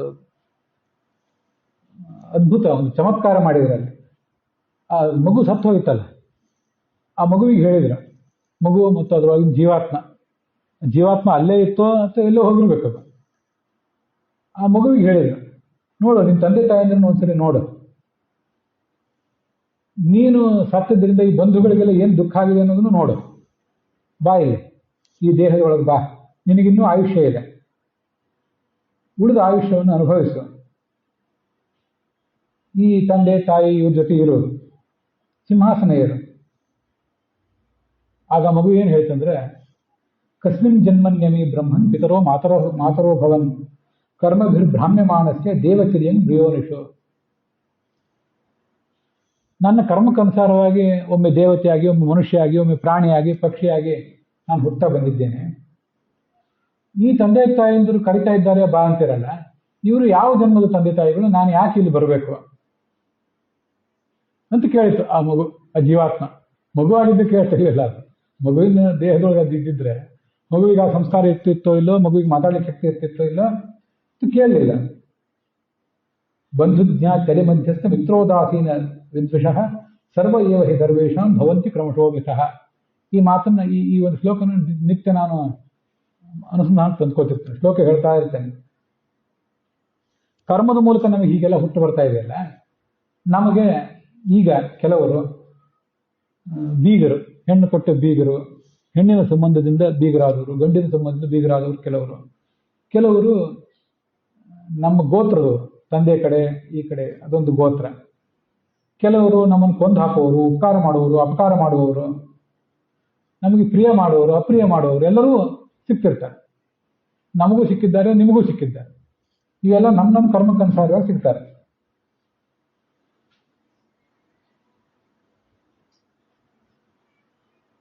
ಈ ಮಾರ್ಕೆಟ್ಗೆ ಹೋದ್ರೆ ಇವತ್ತೊಂದಿಷ್ಟು ದುಡ್ಡು ಕೊಟ್ಟು ಒಂದೇನೋ ಸಾಮಾನು ತೊಗೊಂಡು ಬರ್ತೇವೆ, ಒಂದು ಬಂಗಾರದ ವಸ್ತು ತೊಗೊಂಡು ಬಂದೆವು. ಆ ಬಂಗಾರದ ವಸ್ತು ತೊಗೊಂಡು ನಮಗೆ ಆಭರಣ ಮಾಡ್ಕೋಬೇಕಂತ ಏನಿರಲಿಲ್ಲ, ಒಂದಿಷ್ಟು ಇನ್ವೆಸ್ಟ್ ಮಾಡೋಣ ಬಂಗಾರದ ಮೇಲೆ ಅಂತ ಇಟ್ಕೊಂಡಿದ್ದೆವು. ದುಡ್ಡು ಕೊಟ್ಟೆವು, ಬಂಗಾರ ತಂದು ಇಟ್ಕೊಂಡೆವು. ಬಂಗಾರದ ದರ ಏರಿದಾಗ ಅದನ್ನು ಮಾರಾಟ ಮಾಡಿದೆವು. ಅದನ್ನ ಇನ್ನೊಬ್ಬ ಯಾರೋ ತಗೊಂಡ, ಅವನು ಒಂದು ಸ್ವಲ್ಪ ದಿವಸ ಹಾಗೆ ಇಟ್ಕೊಂಡಿದ್ದ. ಮತ್ತೊಂದು ಕಾಲದಲ್ಲಿ ತನಗೆ ಅವಶ್ಯಕ ಅನಿಸಿದಾಗ ಅದನ್ನು ಮಾರಾಟ ಮಾಡಿದ. ಹಾಗಾದ್ರೆ ಬಂಗಾರ ಯಾರದ? ವಸ್ತುತಃ ಬಂಗಾರಕ್ಕೂ ನಮ್ಮ ಈ ಭೌತ ದೇಹಕ್ಕೂ ವ್ಯತ್ಯಾಸ ಏನು? ಮಣ್ಣು, ನೀರು, ಬೆಂಕಿ ಅನ್ನೋ ದೃಷ್ಟಿಯಿಂದ ಬಂಗಾರಕ್ಕೂ ನಮ್ಮ ಈ ದೇಹಕ್ಕೂ ಯಾವುದಕ್ಕೂ ಏನು ವ್ಯತ್ಯಾಸವೂ ಇಲ್ಲ. ಟೈಟಾನಿಯಂ ಇದ್ರೂ ಬಂಗಾರವೇ ಇದ್ರು, ಟೈಟಾನಿಯಂ ಬಂಗಾರಕ್ಕಿಂತ ಬೆಲೆ ಬಾಳುವ ಲೋಹ ಅಂತದ್ದು. ಅಂಥ ಲೋಹಕ್ಕೂ ಬಂಗಾರಕ್ಕೂ ಮುತ್ತು, ರತ್ನ, ವಜ್ರ, ಶ್ರೀಗಂಧದ ಗಿಡ, ಜಾಲಿ ಗಿಡ, ಯಾವ ಗಿಡಕ್ಕಾದರೂ ಏನು ವ್ಯತ್ಯಾಸ ಇದೆ? ಮಣ್ಣು, ನೀರು, ಬೆಂಕಿ, ಸತ್ವ, ರಜಸ್ಸು, ತಮಸ್ಸು ಅನ್ನೋ 3 ಗುಣಗಳ ದೃಷ್ಟಿಯಿಂದ ಮತ್ತೇನು ವ್ಯತ್ಯಾಸ ಇದೆ? ಏನು ವ್ಯತ್ಯಾಸವೂ ಇಲ್ಲ. ಹಾಗೆ ಅಂಗಡಿ ಸಾಮಾನುಗಳು ಒಂದೊಂದು ಕಡೆ ಹೋಗ್ತಾ ಹೋರಾಟ, ಅವರು ಎಲ್ಲೆಲ್ಲೋ ಸಂಚಾರ ಮಾಡ್ತಾ ಇರ್ತವೆ. ಹಾಗೆ ಜೀವ ಸಂಚಾರ ಮಾಡ್ತಿರ್ತಾನೆ. ಎಷ್ಟು ಕಾಲ ಅದೊಂದು ತನ್ನ ಹತ್ರ ಇರ್ತದೋ ಅಷ್ಟು ಕಾಲ ಅದ್ರ ಮೇಲೆ ಅಭಿಮಾನ, ಮುಂದೆ ಅದು ಹೊರಟೋಗ್ತದೆ. ಆದರೆ ಜೀವ ನಿತ್ಯ, ಅವನು ಮತ್ತೊಂದು ಕಡೆ ಹೋಗಬೇಕಾಗಿದೆ. ಈಗ ನಾನು ಇವ್ರಿಗೆ ಮಗುವಾಗಿದ್ದೆ, ಮುಂದಿನ ಜನ್ಮದಲ್ಲಿ ಇನ್ನೊಬ್ರಿಗೆ ಮಗು ಆಗೋನಿದ್ದೇನೆ, ಹಿಂದಿನ ಜನ್ಮದಲ್ಲಿ ಮತ್ತಾರಿಗೂ ಮಗುವಾಗಿದ್ದೆ. ಆದ್ರಿಂದ ನಾನು ಪರಮಾತ್ಮ ಹೇಗೆ ಮಾಡಿಸ್ತಾನೋ ಹಾಗೆ ಮಾಡ್ತಾ ಬಂದಿದ್ದೇನೆ, ನನಗಿದ್ರಲ್ಲಿ ಏನು ಸ್ವಾತಂತ್ರ್ಯವೂ ಇಲ್ಲ ಅಂಥೇಳಿ ಆ ಜೀವಾತ್ಮ ಹೊರಟೋಯ್ತು. ನನಗೆ ಇದನ್ನು ಕೇಳಿದಾಗ ಈ ಮಹಾಭಾರತದಲ್ಲಿ ಸ್ವರ್ಗಾರೋಹಣ ಪರ್ವದಲ್ಲಿ ಕೊನೆಗೆ ಒಂದು 4 ಶ್ಲೋಕಗಳಿವೆ. ಅದನ್ನು ಮಹಾಭಾರತ ಗಾಯತ್ರಿ ಅಂತ ಕರೀತಾರೆ. ಅಲ್ಲಿ ಒಂದು ಶ್ಲೋಕ ನಿಮ್ಗೆ ನೆನಪಿಗೆ ಬರ್ತಿರ್ತದೆ ಅವತ್ತು. ಮಾತಾಪಿತೃ ಸಹಸ್ರಾಣಿ ಪುತ್ರದಾರ ಶತಾನಿ ಚ ಸಂಸಾರೇಶ್ವನುಭೂತಾನಿ ಕಸ್ಯತೆ ಕಸ್ಯವಾ ವಯಂ ಯಾಂತಿ ಯಾಸ್ಯಂತಿ ಚಾಪರೆ. ಒಂದ್ಸರಿ ಕೂತ್ಕೊಂಡು ನಾವೇ ಆಲೋಚನೆ ಮಾಡಿದರೆ, ಅದು ನದಿ ತೀರ, ಸಮುದ್ರ ತೀರ ಅಂತ ಕಡೆ ಕೂತ್ಕೊಂಡು ಆಲೋಚನೆ ಮಾಡಬೇಕು. ಎಷ್ಟು ಹಿಂದಿನ ಕಾಲ ಆಗಿ ಹೋಗಿದೆ, ಮುಂದೂ ಎಷ್ಟೋ ಕಾಲ ಬರುವುದಿದೆ. ಸಾವಿರಾರು ತಾಯಂದಿರು ನಮಗಾಗಿದ್ದಾರೆ, ಸಾವಿರಾರು ತಂದೆಯಂದಿರಾಗಿದ್ದಾರೆ. ಎಷ್ಟೋ ಜನ ಮಕ್ಕಳಾಗಿ ಹೋಗಿದ್ದಾರೆ, ಎಷ್ಟೋ ಜನ ಮೊಮ್ಮಕ್ಕಳು ಮರಿಮಕ್ಕಳೆಲ್ಲ ಆಗಿ ಹೋಗಿದ್ದಾರೆ, ಎಷ್ಟೋ ಜನ ನಾವು ಅಜ್ಜಂದ್ರಾದೆವು, ಮುತ್ತಜ್ಜಂದ್ರಾದೆವು, ಈಗ ಮತ್ತೆ ಯುವಕರು ಅಂತ ಅನ್ಸ್ಕೊಂಡಿದ್ದೀವಿ. ಅದೀಗ ಅದು ಹೋಗಿ ಮಧ್ಯ ವಯಸ್ಸು ಬಂದಿದೆ, ಮಧ್ಯ ವಯಸ್ಸು ಹೋಗಿ ಮುಪ್ಪೇ ಬಂದಿದೆ, ಸಮೀಪಕ್ಕೆ ಬಂದಿದೆ. ವಸ್ತುತಃ ಇವರು ಯಾರು ಯಾರಿಗೆ ತಂದೆ, ಯಾರು ಯಾರಿಗೆ ತಾಯಿ, ಸ್ವಲ್ಪ ಇದನ್ನು ಆಲೋಚನೆ ಮಾಡಬೇಕು ಅಂತ ಮಹಾಭಾರತದಲ್ಲಿ ಕೊನೆಗೆ ಬರುವ ಶ್ಲೋಕ. ಅದು ಮಹಾಭಾರತದ ಸಾರಭಾಗ ಅಂತ ಹೇಳ್ತಾರೆ. ನಿತ್ಯ ಆ ಶ್ಲೋಕವನ್ನು ಪಠಣ ಮಾಡ್ಬೇಕಂತ. ಅದು ಮತ್ತು ಅದ್ರ ಜೊತೆಗೆ 4 ಶ್ಲೋಕ ಇದೆ. ಅದು ಇಡೀ ಮಹಾಭಾರತದ ಪಠಣಕ್ಕೆ ಫಲದಾಯಕ ಅಂತ ಅದನ್ನು ವರ್ಣನೆ ಮಾಡ್ತಾರೆ. ಇದಲ್ಲದೆ ಮಹಾಭಾರತದಲ್ಲಿ ಅನುಶಾಸನ ಪರ್ವದಲ್ಲಿ ಬಂದಿರುವಂತಹ ಕೆಲವು ಮಾತುಗಳನ್ನ ಈ ನನ್ನ ವೈಯಕ್ತಿಕ ಅನುಸಂಧಾನ ದೃಷ್ಟಿಯಿಂದ ಮತ್ತೆ ಪ್ರವಚನ ದೃಷ್ಟಿಯಿಂದ ಅದು ಎಷ್ಟು ಸರಿ ಹೇಳಿದೀನೋ ಅಂತ ನೆನಪಿಲ್ಲ, ಎಷ್ಟೋ ಸರಿ ಅದನ್ನು ಹೇಳ್ತಾನೇ ಇದ್ದೇನೆ. ನಮ್ಮ ವಿವಿಧ ಕರ್ಮಭಿಸ್ತಾತ ಒಬ್ಬ ಸಿದ್ಧ ಪುರುಷ ಹೇಳಿದ ಮಾತು, ಅದನ್ನು ಕೃಷ್ಣ ಪಾಂಡವರಿಗೆ ಹೇಳಿದ್ದೀವಿ. ನಮ್ಮ ನಾನಾ ಥರದ ಕರ್ಮಗಳನ್ನು ಮಾಡಿದ್ವಿ, ಪಾಪ ಮಾಡಿದ್ವಿ, ಪುಣ್ಯ ಮಾಡಿದ್ವಿ, ದೇವಲೋಕಕ್ಕೆ ಹೋದ್ವಿ, ನರಕ ಲೋಕಕ್ಕೆ ಹೋದ್ವಿ, ಸ್ಥಾನ ಕಳ್ಕೊಂಡೆವು, ದುಃಖ ಪಟ್ಟೆವು, ಮತ್ತೇನೇನೋ ಅನುಭವಿಸಿ ಆಹಾರ ವಿವಿಧ ಭಕ್ತಾಹ, ಈಗ ಸಸ್ಯಾಹಾರಿಗಳಾಗಿ ಇದ್ದೇವೆ, ಹಿಂದೆ ಅವಾಗ ಮಾಂಸಾಹಾರಿಗಳಾಗಿದ್ದೆವು. ಪೀತಾ ನಾನಾ ವಿಧಾಸ್ತನಾಹ. ಇದೊಂದ್ಸರಿ ನಾನು ಆಲೋಚನೆ ಮಾಡ್ತಾ ಕೂತ್ರೆ, ಇವತ್ತು ಮನುಷ್ಯ ನಾವು ತಾಯಿ ಎದೆ ಹಾಲು ಕುಡಿದು ಬೆಳೆದಿದ್ದೇವೆ. ಹಿಂದೆ ನಾಯಿ ಆಗಿದ್ರೆ ನಾಯಿ ಎದೆ ಹಾಲು ಕುಡಿದು ಬದುಕ್ತಿದ್ದೆವು. ಮತ್ತೆ ಅದು ಜನ್ಮದಲ್ಲಿ ಹಂದಿ ಆಗಿದ್ರೆ ಹಂದಿ ಹಾಲೇ ಕುಡಿದು ಬದುಕಿದ್ದೆವು. ಬದುಕಲೇಬೇಕಲ್ಲ. ನಾನು ಜೀವಾತ್ಮ, ನನಗೆ ಹಂದಿ ಹಾಲು ಬೇಡ, ನಾನು ದೊಡ್ಡ ವಿದ್ವಾಂಸ, ನನಗೆ ಹಂದಿ ಹಾಲು ಬೇಡ, ನಾಯಿ ಹಾಲು ಬೇಡ ಅಂದ್ರೆ ಆ ಹಂದಿಗೆ ಹಾಲು ಕುಡಿಸೋದೆ. ಇನ್ಯಾವುದೋ ಜನ್ಮದಲ್ಲಿ ಪಕ್ಷಿ ಆಗಿದ್ರೆ ಆ ಪಕ್ಷಿಗೆ ಹಾಲೇ ಇರೋದಿಲ್ಲ, ಅದೇನೋ ಸಣ್ಣ ಹುಳ ಹುಪ್ಪಡಿಗಳನ್ನು ತಂದು ತಿನ್ನಿಸ್ತದೆ ಮಗುವಿಗೆ. ನಾನಾ ಥರದ ಎದೆ ಹಾಲು ಕುಡಿದಿದ್ದೇನೆ ಅಂತ ನಾನು ಎಷ್ಟು ಜನ ತಾಯಂದಿರನ್ನು ನೋಡಿದೆ, ಎಷ್ಟು ಜನ ತಂದೆಯಂದಿರನ್ನು ನೋಡಿದೆ, ಎಷ್ಟು ಜನ ನನಗೆ ಬೇಕಾದವ್ರನ್ನ ಕಳ್ಕೊಂಡೆ, ಎಷ್ಟು ಸಾರಿ ಮದುವೆಗಳು, ಎಷ್ಟು ಜನ ಬಂಧುಗಳು ಬಂದರು ಹೋದ್ರು, ಎಷ್ಟು ಸರಿ ದುಡ್ಡು ಕಳ್ಕೊಂಡೆ, ಎಷ್ಟು ಸರಿ ಸಂಪತ್ತು ಕಳ್ಕೊಂಡೆ, ಎಷ್ಟು ಸರಿ ಅವಮಾನ ಅನುಭವಿಸಿದೆ, ಎಷ್ಟು ಥರದ ಕಷ್ಟ ಅನುಭವಿಸಿದೆ. ಧನನಾಶಿಷ್ಟ ಸಂಪ್ರಾಪ್ತ ಅವಮಾನ ಶಾರೀರಾಮ, ಎಷ್ಟು ಥರದ ಸಂಕಟಗಳು. ಇವತ್ತು ಯಾವುದೋ 1-2-3 ರೋಗಗಳು, ಭಯಾನಕವಾದ ರೋಗಗಳು 1-2-3 ಪಟ್ಟಿ ಮಾಡಿವೆ ಅಂದರೆ ಕರೋನಾ, ಏಡ್ಸ್ ಅಂತ 1-2-3 ಪಟ್ಟಿ ಮಾಡಿವೆ. ಹಿಂದಿನ ಯಾವ್ಯಾವ ಜನ್ಮದಲ್ಲಿ ನಮ್ಗೆ ಏನೇನು ರೋಗ ಬಂದಿತ್ತೋ, ಎಷ್ಟೆಷ್ಟು ಥರದ ರೋಗ ಬಂದಿತ್ತೋ, ಇದ್ರ ಜೊತೆಗೆ ಎಷ್ಟು ಸರಿ ಅಜಾಮಿಳನಂತೆ ನಾವೇ ವ್ಯಭಿಚಾರಿಗಳಾಗಿ ಬದುಕಿದೆವು, ಏನು ಗ್ಯಾರಂಟಿ ಇದೆ? ಇವತ್ತು ಭಾರಿ ಸಜ್ಜನರು ಅಂತ ಪೋಸ್ ಕೊಟ್ಕೊಂಡು ಓಡಾಡ್ತಿದ್ದೀವಿ. ಎಷ್ಟು ಸರಿ ಅಜಾಮಿಳನಂತೆ ದಾರಿ ತಪ್ಪಿ ನಡೆದೆವು, ಕೊಳಚೆಯಲ್ಲಿ ಬಿದ್ದು ತೇಲಾಡ್ತಾ ಇದ್ದೆವು, ಎಷ್ಟು ಸರಿ ಎದ್ದೆವೋ ಬಿದ್ದೆವೋ ಗೊತ್ತಿಲ್ಲ, ಎಷ್ಟು ಸರಿ ಸಮಾಜ ನಮ್ಗೆ ಅವಮಾನ ಮಾಡಿತು ನಮ್ಮ ಕುಕೃತ್ಯಗಳಿಂದ, ಎಷ್ಟು ಸರಿ ಸರ್ಕಾರ ರಾಜರು ನಮ್ಮನ್ನು ಶಿಕ್ಷೆಗೆ ಒಳಪಡಿಸಿದ್ರು, ನಮ್ಮನ್ನು ಕೊಂದೇ ಹಾಕಿದ್ರು, ನಾವು ಮಾಡಿದ ಅಪರಾಧಗಳಿಗೆ ಮರಣದಂಡನೆ ಆಯಿತು, ಜೈಲಿಗೆ ಹಾಕಿದ್ರು. ಮುಪ್ಪು, ಎಷ್ಟು ಸರಿ ಮುಪ್ಪು, ಎಷ್ಟು ಸರಿ ಸಾವು. ಇದನ್ನೆಲ್ಲ ವಿಚಾರ ಮಾಡಿದರೆ ಕದಾಚಿನ್ ನಿರ್ವೇದಾತ್ ನಿರಾಕಾರಾಷ್ಟಿತೇನ ಚ ಲೋಕತಂತ್ರಂ ಪರಿತ್ಯಕ್ತಂ, ಇದನ್ನೆಲ್ಲ ನೋಡಿದರೆ ಇನ್ನೂ ಕೆಲವು ಸಂಗತಿಗಳನ್ನು ಹಿಂದೆ ಹೇಳಿದ್ದೆ. ಇವತ್ತು ನಮಗೇನೋ ಒಂದು ಅಪೇಕ್ಷೆ ಇದೆ. ಕೆಲವರಿಗೆ ಪ್ರಧಾನಮಂತ್ರಿ ಆಗಬೇಕು ಅಂತ ಅಪೇಕ್ಷೆ, ಕೆಲವರಿಗೆ ಮುಖ್ಯಮಂತ್ರಿ ಆಗಬೇಕು ಅಂತ ಅಪೇಕ್ಷೆ, ಇನ್ನು ಕೆಲವರಿಗೆ MLA MP, ಕೊನೆ ಪಕ್ಷ ಇಲ್ಲೇ ಒಂದೇನೋ ಸಣ್ಣ ಪುಟ್ಟ ಅಧಿಕಾರಿಗಳಾದರೂ ಬರಲಿ ಅಂತ ಅಪೇಕ್ಷೆ ಕೆಲವರಿಗೆ. ಇಷ್ಟು ಜನ್ಮ ನಾವು ಹಿಂದೆ ಆಗಿ ಹೋಗಿದೆಯಲ್ಲ, ಈ ಹಿಂದೆ ಅನೇಕ ಜನ್ಮ ಆಗಿ ಹೋಗುವೆಯಲ್ಲ, ಎಷ್ಟೆಷ್ಟೋ ಥರದ ಅಧಿಕಾರ ನಾವೆಲ್ಲ ಅನುಭವಿಸಿರ್ಬೋದು. ಎಷ್ಟು ಬಾರಿ ಕುಂಟರಾಗಿ, ಕುರುಡರಾಗಿ, ಭಿಕ್ಷುಕರಾಗಿ ಹುಟ್ಟಿರ್ಬೋದು. ಒಂದೊಂದು ಬಾರಿ ದಾರಿಯಲ್ಲಿ ತೆವಳಿಕೊಂಡು ಓಡಾಡುವ ಭಿಕ್ಷುಕರು ಇರ್ತಾರಲ್ಲ, ಅವ್ರು ನೋಡಿದ್ರೆ ಗಾಬರಿ ಅನ್ನಿಸ್ತದೆ. ನಮಗೆ ನಡಿಲಿಕ್ಕೆ 2 ಕಾಲಾದರೂ ಇವೆ, ಅವ್ರಿಗೆ ನಡಿಲಿಕ್ಕೆ ಕಾಲೂ ಇಲ್ಲ. ಕುಷ್ಠರೋಗ, ಕ್ಷಯರೋಗ, ಯಾವುದು ತೊಳ್ಳು ಗಾಡಿಯಲ್ಲಿ ಕುತ್ಕೊಂಡು ಓಡಾಡ್ತಿರ್ತಾರೆ. ಸ್ನಾನ ಮಾಡಿ ಎಷ್ಟು ದಿವಸ ಆಗಿದೆಯೋ, ಹೊಟ್ಟೆಗೆ ಆಹಾರ ಸಿಕ್ಕು ಎಷ್ಟು ದಿವಸ ಆಗಿದೆಯೋ, ಅಂಥ ಸ್ಥಿತಿಗಳು ನಮಗೆಲ್ಲ ಬಂದಿರ್ತದೆ. ಇದನ್ನೆಲ್ಲ ಗಮನಿಸಿದರೆ ಹಾಗಾದ್ರೆ ಜೀವನ ಏನು ಅಂತ ಒಂದ್ಸರಿ ನಿಂತ ನೆಲವೇ ಕುಸಿದಂತಾಗಿಬಿಡ್ತದೆ, ಭಯ ಅನ್ನಿಸ್ತದೆ. ಭಯ ಅಲ್ಲ, ಭಯ ಪಡ್ಲಿಕ್ಕೆ ಏನಿದೆ? ಇಲ್ಲಿ ನಾವು ಭಯ ಪಡ್ಲಿಕ್ಕೆ ನಮಗೇನು ಯಾರು ತೊಂದರೆ ಕೊಟ್ಟಿಲ್ವಲ್ಲ. ಇದು ಜೀವನದ ವಸ್ತುಸ್ಥಿತಿ. ಭಯ ಅಲ್ಲ ಇದು. ಆ ಭಯ ಅಂದರೆ ಸಂಸಾರದಿಂದ ಭಯ, ಯಾವುದೋ ಹುಲಿಯಿಂದ, ಹಾವಿನಿಂದ, ಮುಪ್ಪಿನಿಂದ ಭಯ ಅಲ್ಲ, ಸಂಸಾರದಿಂದ ಭಯ. ಅದು ಬರಬೇಕಾಗುತ್ತೆ. ಸಂಸಾರ ಭಯದಿಂದ ಹೆದರಿ ನಾವು ನರಸಿಂಹನ ಶರಣ ಹೋಗ್ಬೇಕಾದ ನ್ಯಾಯನೇ, ಅದು ಸರಿಯೇ ಇದೆ. ಆದ್ದರಿಂದ ಇವತ್ತಿಷ್ಟು ನಿರಾಳವಾಗಿದ್ದೇನೆ. ಯಾತಕ್ಕಾಗಿ ಈ ಜಗತ್ತಿನ ಬಗ್ಗೆ, ಈ ಜನ್ಮದ ಬಗ್ಗೆ ಸಂಭ್ರಮ ಪಡ್ಬೇಕು? ನನ್ನ ಜಾತಿ ನೋಡಿ ಸಂಭ್ರಮ ಪಡ್ಬೇಕಾ? ನನ್ನ ಕುಲ ನೋಡಿ ಸಂಭ್ರಮ ಪಡ್ಬೇಕಾ? ನಮಗಿರೋ ಸ್ಥಾನ ಮಾನ ಆಸ್ತಿ ಇದು ನೋಡಿ ಸಂಭ್ರಮ ಪಡ್ಬೇಕಾ? ಮುಂದೆ ಇದೆಲ್ಲ ಇರ್ತದ, ಹಿಂದೆ ಇತ್ತ? ಈ ಜನ್ಮದಲ್ಲೇ ನಮ್ಗಿಂತ ಹೆಚ್ಚಿನ ಸ್ಥಾನಮಾನ, ಧನ, ಜ್ಞಾನ ಸಂಪನ್ನರು ಇಲ್ವಾ? ನಮ್ಗಿಂತ ಸುಂದರರಾದವರು ಇಲ್ವಾ? ನಮ್ಗಿಂತ ವೈಭವದಿಂದ ಮೆರೆಯುವವರು ಸಜ್ಜನರು ಇಲ್ವಾ? ಪ್ರಾಮಾಣಿಕರಿಲ್ವಾ? ಮತ್ತೆ ಹಾಗಾದ್ರೆ ನಾವು ಯಾವ ಕಾರಣಕ್ಕಾಗಿ ಈ ಜನ್ಮದಲ್ಲಿ ಸಂಭ್ರಮ ಪಡಬೇಕು? ಏನು ಅಂತ ಇದನ್ನ ನೆಚ್ಕೋಬೇಕು ಈ ಜೀವನ ಅಂತ ಒಮ್ಮೆ ಅನಿಸ್ತದೆ. ಇನ್ನೊಬ್ಬರಿಗೆ ಪ್ರವಚನ ಹೇಳೋದಕ್ಕಿಂತ ಒಂದೊಂದ್ಸರಿ ನಾವೇ ಕೂತು ಆಲೋಚನೆ ಮಾಡಿದ್ವಿ, ಏಕಾಂತದಲ್ಲಿ ಕೂತು ಇದನ್ನು ಆಲೋಚನೆ ಮಾಡಿದಾಗ ಅದು ನಮ್ಮ ಮೇಲೆ ಆಗುವ ಪರಿಣಾಮ ಹೆಚ್ಚು ಆಗಬೇಕು, ವಸ್ತುತಃ ಆಗಬೇಕು. ಇದ್ರ ಜೊತೆಗೆ ಇವತ್ತು ನಾನು ಪ್ರವಚನ ಮಾಡೋಕ್ಕಿಂತ ಮುಂಚೆ ಈ ಈ ವಿಚಾರಗಳನ್ನೆಲ್ಲ ಮನಸ್ಸಿನಲ್ಲಿ ಮೊದಲು ಮನನ ಮಾಡ್ತಾ ಇರ್ತೇನೆ. ಸುಮ್ಮನೆ ಇಲ್ಲಿ ಪ್ರವಚನ ಮಾಡುವುದು ಅಂದ್ರೆ ನ್ಯೂಸ್ ಪೇಪರ್ ರೀಡಿಂಗ್ ಮಾಡಿದಂತೆ ಅಲ್ಲ. ಆದ್ರಿಂದ ಈ ವಿಚಾರಗಳನ್ನ ನಾನು ಮೆಲಕ್ ಹಾಕ್ತಾ ಇರ್ತೇನೆ, ದಿವಸ 2 ದಿವಸದಿಂದ. ಅದನ್ನು ಮಾರನೇ ದಿವಸ ಹೇಳ್ತಿರ್ತೇನೆ. ಒಂದು ವೇಳೆ ದೇವರು ನಮ್ಗೇನಾದ್ರು, ನಾನು ನಮ್ಮ ತೀರ್ಕೊಂಡ ತಂಗಿನ ನೋಡ್ಬೇಕು, ತಂದೆ ನೋಡ್ಬೇಕು, ತಾಯಿನ ನೋಡ್ಬೇಕು, ಮಕ್ಕಳನ್ನ ನೋಡ್ಬೇಕು, ನಮ್ಮ ಅಜ್ಜನ ನೋಡ್ಬೇಕು. ನಮ್ಮ ಅಜ್ಜನ ನಾನು ನೋಡಿಲ್ಲ. ನೀವು ಯಾರಾದ್ರು ನೋಡಿರ್ಬೋದು, ನಿಮ್ಮ ಅಜ್ಜಂದ್ರು ನೀವು ನೋಡಿರ್ಬೋದು, ಕೆಲವರು ನೋಡಿರ್ಲಿಕ್ಕಿಲ್ಲ. ನೀನು ತೋರಿಸ್ಬೇಕು ನಮ್ಗೇನಾದ್ರು ಅಂದ್ರೆ, ಈ ನಾರದರು ಆ ಮಗುವಿಗೆ ಇಲ್ಲಿ ಬಾ ಅಂತ ಹೇಳಿದ್ರಲ್ಲ, ಹಾಗೇನಾದ್ರು ತಡಿ ಒಂದು ನಿಮಿಷ ಇಲ್ಲಿ ನಿಲ್ಲು ಅಂತ ಹೇಳಿ ನನ್ನ ಪಕ್ಕದಲ್ಲಿ ಈ ಕಡೆ ತಾಯಂದಿರು, 1000 ಜನ ತಾಯಂದಿರು, ಈ ಕಡೆ 1000 ಜನ ತಂದೆಯಂದರು, ಎಲ್ಲರನ್ನೂ ತಂದು ದೇವ್ರ ಎದುರು ನಿಲ್ಸಿದ ಅಂತ ತಿಳ್ಕೊಳ್ಳಿ.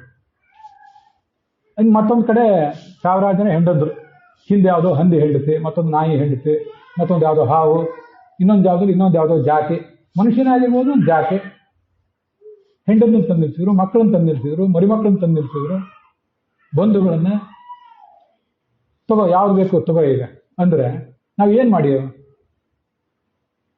ಹುಚ್ಚಿಡಿಯೋದೊಂದು ಯಾಕೆ ಅಷ್ಟೆ, ಏನೂ ಇಲ್ಲ ಅಲ್ಲಿ. ಹುಚ್ಚೆ ಹಿಡಿದು ಯಾವ ಹೆಂಡತಿಯೂ ಬೇಡ, ಯಾವ ಮಕ್ಕಳು ಬೇಡ, ತಂದೆಯೂ ಬೇಡ, ನೀವೊಬ್ಬ ಇದ್ದೀರ ಸಾಕು. ವಿವೇಕ ಇದ್ರೆ, ಆಸ್ತಿಕ ಆದ್ರೆ, ಭಗವಂತ ಮಹಿಮೆ ಗೊತ್ತಿದ್ರೆ ಎಲ್ಲಾ ಜನಕ್ಕೂ ತಂದೆ ತಾಯಿಯಾದ ನೀನಿದ್ದೀಯಲ್ಲ ಸಾಕು. ಪಿತಾಸಿ ಲೋಕಸ್ಯ ಚರಾಚರಸ್ಯ ಭಗವದ್ಗೀತಾ ಅದನ್ನೇ ಹೇಳ್ತದೆ. ನೀನು ಜಗತ್ತಿಗೆ ತಾಯಿ ತಂದೆ ಅನಿಮಿತ್ತ ಬಂಧು, ಸಮಸ್ಯೆ ಪೂಜ್ಯಸ್ಯ ಗುರುಗರಿಯ. ನಮಗೆ ತಂದೆ ತಾಯಂದಿರು ಈ ಜಗತ್ತಿನಲ್ಲಿ ಹುಟ್ಟಿದವರು ಮಾತ್ರ. ಎಲ್ಲಾ ತಂದೆ ತಾಯಂದಿರು ಎಲ್ಲಾ ಮಕ್ಕಳಿಗೂ ಗುರುಗಳೇನಾಗಿರೋದಿಲ್ಲ. ಗುರು ಬೇರೆನೇ ಇರ್ತಾನೆ. ಗುರು ಬೇರೆ, ತಾಯಿ ಬೇರೆ, ತಂದೆ ಬೇರೆ, ಮಕ್ಕಳು ಬೇರೆ. ಮಗನೂ ಹೌದು, ಭಗವಂತನ ಮಗನೂ ಹೌದು. ಅದಕ್ಕೆ ಅಲ್ಲಿ ತೊಟ್ಟಲು ಪೂಜೆ ಮಾಡಿ ತೂಗ್ತೀವಿ. ತೂಗಿರೆ ರಂಗನ ತೂಗಿರೆ ಕೃಷ್ಣನ ಅಂತೀವಿ. ನಮಾತಾ ನ ಪಿತಾ ತಸ್ಯ ನ ಭಾರ್ಯಾ ನ ಸುತಾದಯ ಸರ್ವೇಷಾಂ ಆತ್ಮದೋಹ್ಯಾತ್ಮ ಪಿತಾ ಮಾತಾ ಸ ಈಶ್ವರ. ಎಲ್ಲರಿಗೂ ಅವನ ಮಗ. ಈಗ ನಿಮ್ಮ ಮಗ ನನಗೆ ಮಗ ಅಲ್ಲ. ಅವ್ನು ಪ್ರೀತಿಯಿಂದ ಮಾತಾಡಿಸ್ಬೋದು ನಿಮ್ಮ ಮಗನ್ ನಾನು, ನನ್ನ ಮಗನ್ ನೀವು ಪ್ರೀತಿಯಿಂದ ಮಾತಾಡಿಸ್ಬೋದು. ಆದ್ರೆ ನಮಗೂ ನಿಮಗೂ ಸಮಾನವಾಗಿ ಮಗ ಆದವನು ಭಗವಂತ. ನಮಗೂ ನಿಮಗೂ ಸಮಾನವಾಗಿ ಅಂತರ್ಯಾಮಿ ಆದವನು ಭಗವಂತ. ನಮಗೂ ನಿಮಗೂ ಸಮಾನವಾಗಿ ತಂದೆ ಭಗವಂತ. ನಮ್ಮ ತಂದೆಯನ್ನು ಕಳ್ಕೊಂಡವಲ್ಲ ಅಂತ ನಾವು ಅನ್ಕೋಬಹುದು. ಆದ್ರೆ ನಮಗೂ ನಿಮಗೂ ಸಮಾನವಾಗಿ ತಂದೆ ಆದ ಭಗವಂತ ಹೋಗಿಲ್ಲ. ನಮಗೂ ನಿಮಗೂ ಸಮಾನವಾಗಿ ಮಗ ಆಗಿರುವ ಭಗವಂತ ಇದ್ದೇ ಇದ್ದಾನೆ. ಮಗ ಹೋಗಿಲ್ಲ. ತಾಯಿ ಹೋಗಿದ್ದಾಳೆ, ನಮಗೂ ತಾಯಿ ಹೋಗಿದ್ದಾಳೆ, ನಿಮಗೂ ತಾಯಿ ಹೋಗಿದ್ದಾಳೆ. ಆದ್ರೆ ತಾಯಿಯಾಗಿ ಭಗವಂತ ಇದ್ದೇ ಇದ್ದಾನೆ. ನೋಡ್ಲಿಕ್ಕೆ ಆ ಲೆವೆಲ್ಗೆ ನಾವು ಏರ್ಬೇಕಷ್ಟೆ. ನಾವು ಇನ್ನೂ ಇದೇ ಲೆವೆಲ್ನಲ್ಲಿ ಇದ್ರೆ ಈ ತಾಯಿ ಅಂತೂ ಹೋಗೇ ಹೋದ್ಲು. ಆ ತಾಯಿ ಎತ್ತರಕ್ಕೆ ನಾವು ಏರದೆ ಹೋದ್ರೆ ಈ ತಾಯಿಯೂ ಇಲ್ಲ, ಆ ತಾಯಿಯೂ ಇಲ್ಲ. ಕೊನೆ ಪಕ್ಷ ಇರೋದೊಂದು ಮಾರ್ಗ. ಜಗತ್ತಿನ ತಂದೆ ತಾಯಿಯಾದ ಭಗವಂತನ ಎತ್ತರಕ್ಕೆ ನಾವು ಏರಿದ್ರೆ ಅದೊಂದು ದೊಡ್ಡ ಸಾಧನೆ ಆಗ್ತದೆ. ಮನುಷ್ಯನ ಮುಂದೆ ಸಮಾಧಾನ ಆಗ್ತದೆ. ಆದ್ರಿಂದ ತೋರಿಸು ನನಗೆ, ಯಾಕೆ ಇವ್ರನ್ನ ಯಾಕೆ ಸಾಯಿಸಿದೆ, ಅವ್ರನ್ನ ಯಾಕೆ ಸಾಯಿಸಿದೆ. ನಮ್ಮ ಸಮಾಜದಲ್ಲಿ ಒಬ್ರು ಇದ್ದಾರೆ. ಅವರು ಒಂದು ಕ್ಷೇತ್ರದಲ್ಲಿ ಸಾಧನೆ ಮಾಡಿದವರು. ಅವ್ರು ತಮ್ಮ ತೀರ್ಕೊಂಡ್ರು. ಅವರು ಇವತ್ತಿಗೂ ಹೇಳ್ತಿರ್ತಾರೆ, ಆ ದೇವರನ್ನು ನಾನು ಇವತ್ತು ಕ್ಷಮಿಸಿಲ್ಲ, ನಮ್ಮ ತಮ್ಮನ್ನ ಯಾಕೆ ಅವ್ನು ಹೇಳ್ಕೊಂಡು ಹೋದಂತ. ಕ್ಷಮಿಸ್ಲಿಕ್ಕೆ ನೀವು ಯಾರ್ರಿ? ಅವನೇನು ಹುಟ್ಟಿಸೋದು ನೀವು ಕೇಳಿದ್ರೆ? ಇಂಥವ್ನು ನಂಗೆ ತಮ್ಮ ಆಗಿ ಬರಬೇಕು, ಇಂಥವ್ನು ನನಗೆ ಅಣ್ಣ ಆಗಿ ಬರಬೇಕು, ನೀನು ಅರ್ಜಿ ಹಾಕಿದ್ರೆ ನಿಮ್ಮ ಕರ್ಮಕ್ಕನುಸಾರವಾಗಿ ಭಗವಂತ ಕೊಟ್ಟ. ಕರ್ಕೊಂಡು ಹೋಗೋನು ಅವರೇ ಕರ್ಕೊಂಡು ಹೋಗಿ, ನೀವು ಕ್ಷಮಿಸ್ಲಿಕ್ಕೆ ನೀವು ಯಾರು? ಇನ್ನು ದೇವ್ರನ್ನ ಕ್ಷಮಿಸಿಲ್ಲ ಅಂತ ಹೇಳಿದ್ರಿಂದ ದೇವ್ರನ್ನ ಕ್ಷಮಿಸಲಿ ಹೋದ್ರೆ ದೇವ್ರಿಗೆ ಏನಾಗಬೇಕಾಗಿದೆ? ಯಾರೋ ಶಿಷ್ಯ ಒಬ್ಬ ಯಾರು ನಮ್ಮ ಕೈ ಕೇಳಿದ ಆಳು ದಯವಿಟ್ಟು ನಾನು ಕ್ಷಮಿಸಿರಿ ಅಂತ ಕೇಳಿದ್ರೆ ಅದಕ್ಕೊಂದು ಅರ್ಥ ಇದೆ. ನೀವು ಅವ್ನು ಕ್ಷಮಿಸ್ತೀರಿ, ಬೇಡ ಬಿಡ್ತೀರಿ. ದೇವ್ರನ್ನ ನೀವು ಕ್ಷಮಿಸಿ ನಿಮಗೇನಾಗಬೇಕಾಗಿದೆ? ದೇವರಿಗಾದ್ರೂ ಏನಾಗಬೇಕಾಗಿದೆ? ನೀವು ದೇವ್ರನ್ನ ನಾನು ಕ್ಷಮಿಸಿಲ್ಲ ಅಂತ ಹುಚ್ಚರ ಹಾಗೆ ಹಲಬಿದ್ರೆ ಹಾನಿ ಯಾರಿಗೆ? ನಿಮಗೆ. ಹರಿಕಥಾಮೃತಸಾರದಲ್ಲಿ ಮಾತಿದೆ, 3 ಲೋಕ ಮುನಿಗೇನು ಮಾಡುವುದು, ಉಲೂಖಲುವ ವನಗಳಲ್ಲಿ ಒನಕೆಯಲ್ಲಿ ಹಣಿವಂತೆ ಹಣಿವ ಅಂತ. ಹೇಗಿದೆ ಅಂದ್ರೆ ಅದು ಅದ್ಭುತವಾದ ಮಾತು. ಮಹಾಭಾರತದಲ್ಲೂ ಇದೆ. ದೊಡ್ಡ ಒರಳಕಲ್ಲು, ಮನೆಯಲ್ಲಿ ಸಣ್ಣ ಸಣ್ಣದಿರ್ತಲ್ಲ, ಒಳಕಲ್ಲು ಪೂಜೆ ಅಂತ ಮನೆಯನ್ನು ಮದುವೆಗೆ ಮಾಡ್ತಿರ್ತಾರೆ, ಸಣ್ಣದ ಅಂಥದ್ದಲ್ಲ, ದೊಡ್ಡ ಒರಳಕಲ್ಲು, ಬ್ರಹ್ಮಾಂಡವೇ ಒರಳಕಲ್ಲು. ಅದರಲ್ಲಿ ಒನಕೆ ತಗೊಂಡು ಕುಟ್ಟಿದಂತೆ ನಮ್ಮನ್ನೆಲ್ಲ ಕುಟ್ಟಿದ್ದಾನೆ. ಯಾರು ಬೇಡ ಅಂದ್ರೆ ಕೇಳೋದೇ ಇಲ್ಲ. ಗೃಹಿಣಿಯರು ಆ ಕಾಳು ಹೊರಗೆ ಸಿಡಿದ್ರೆ ಮತ್ತೆ ಒಳಗೆ ತಬ್ಬುತ್ತಾರೆ. ಒಂದು ಕಾಳು ಹೊರಗೆ ಹೋದಕ್ಕೆ ಬಿಡೋದು. ಕಾದು ಕೂತಿರ್ತಾರೆ. ಹೊರಗೆ ಬಂದ ಕೂಡ ಒಳಗೆ ದಬ್ಬಿ ಮತ್ತೆ ಅದನ್ನ ಕೊಟ್ಟಿರ್ತಾರೆ. ಒರಳಿನಲ್ಲಿ ಧಾನ್ಯಗಳನ್ನು ಹಾಕಿ ಹಣಿದಂತೆ ಹಣಿತಾ ಇದ್ದಾನೆ ಭಗವಂತ. ತಲೆ ಮೇಲೆ ಪೆಟ್ಟು ಬೀಳೇ ಬೀಳ್ತಾ ಇದೆ. ಅದು ಬಿದ್ದದ್ದು ಯಾರಿಗೆ? ನಮಗಾಗಿ ಬೀಳ್ತದೆ. ಅದು ಪೆಟ್ಟು ಬೀಳದೆ ಹೋದ್ರೆ ಅದು ಆಹಾರ ಧಾನ್ಯ ಆಗೋದು ಯಾವಾಗ? ಅದನ್ನು ತಿನ್ನುವುದು ಯಾವಾಗ? ಅದು ಭಗವಂತನ ಸೇವಾಕ್ಕದು ನೈವೇದ್ಯ ಆಗಿ ಹೋಗೋದು ಯಾವಾಗ? ಭೂತಾನಿ ಕಾಲ ಪಚತೀತಿ ವಾರ್ತಾ ಅಂತ ಮಹಾಭಾರತ ಅದನ್ನೇ ಹೇಳೋದು. ದೊಡ್ಡ ಕಡಾಯಿ ಅಡಿಗೆ ನಡೆದಿದೆ. ಯಾರು ಅಡಿಗೆ ಮಾಡುವನು? ಭಗವಂತನೇ ಅಡಿಗೆ ಮಾಡುವನು. ಯಾರು ಒಳಗಿನ ಸಾಮಾನ್ಯ ಯಾರಿಗೂ ನಾವೇ ನಮ್ಮನೆಯಲ್ಲ ಹಾಕಿ ಹುರಿತಾ ಇದ್ದಾನೆ, ಕರಿತಿದ್ದಾನೆ. ಅನ್ನ ಮಾಡಲಿಕ್ಕೆ ಒಂದು ಅರ್ಧ ಮುಕ್ಕಾಲು ಗಂಟೆಗೆ ಅನ್ನ ಆಗಿಬಿಡ್ತದೆ. ಕುಕ್ಕರ್ನಲ್ಲಿ 15 ನಿಮಿಷಕ್ಕೆ ಆಗ್ತದೆ. ಆದರೆ ಹುಗ್ಗಿ ಮೊದಲಾದ ಪದಾರ್ಥಗಳು, ಕರಿಯೋ ಪದಾರ್ಥಗಳಾದ್ರೆ ಚೆನ್ನಾಗಿ ಸೌಟ್ ತಿರುಗುತ್ತಾ ಇರಬೇಕಾಗ್ತದೆ. ಅದಕ್ಕೆ ಪಾಕ ಹೆಚ್ಚಾಗಬೇಕು. ಅದು ತಿರುಗುತ್ತಿರ್ತಾನೆ ಸೌಟ್ ತಗೊಂಡು. ಹಾಗೆ ಜಗತ್ತು ಇದೊಂದು ಬ್ರಹ್ಮಾಂಡ, ಒಂದು ಕಡಾಯಿ, ಭಗವಂತ ಅಲ್ಲಿ ಹಾಕಿ ನಮ್ಮನ್ನು ತಿರುಗಾಡಿಸ್ತಾ ಇದ್ದಾನೆ. ಅವನು ಅಡಿಗೆ ಮಾಡ್ತಿದ್ದಾನೆ ಅಂತ ತಿಳ್ಕೊಂಡ್ರೆ ಅದೇ ಕಡಾಯಿಯಲ್ಲಿ ನಾವು ಇದ್ದೀವಿ, ದುರ್ಯೋಧನೂ ಇದ್ದಾನೆ, ಕಲಿಯೂ ಇದ್ದಾನೆ, ನಳನೂ ಇದ್ದಾನೆ, ದಮಯಂತಿ ಇದ್ದಾಳೆ, ಪಾಂಡವರಿದ್ದಾರೆ, ಮೂರ್ಖರಾದ ರಾಜರಿದ್ದಾರೆ, ಸಜ್ಜನರಿದ್ದಾರೆ, ದೊಡ್ಡ ದೊಡ್ಡ ಬೈರಾಗಿಗಳು, ಸಾಧು ಸಂತರು ಅಲ್ಲೇ ಇದ್ದಾರೆ.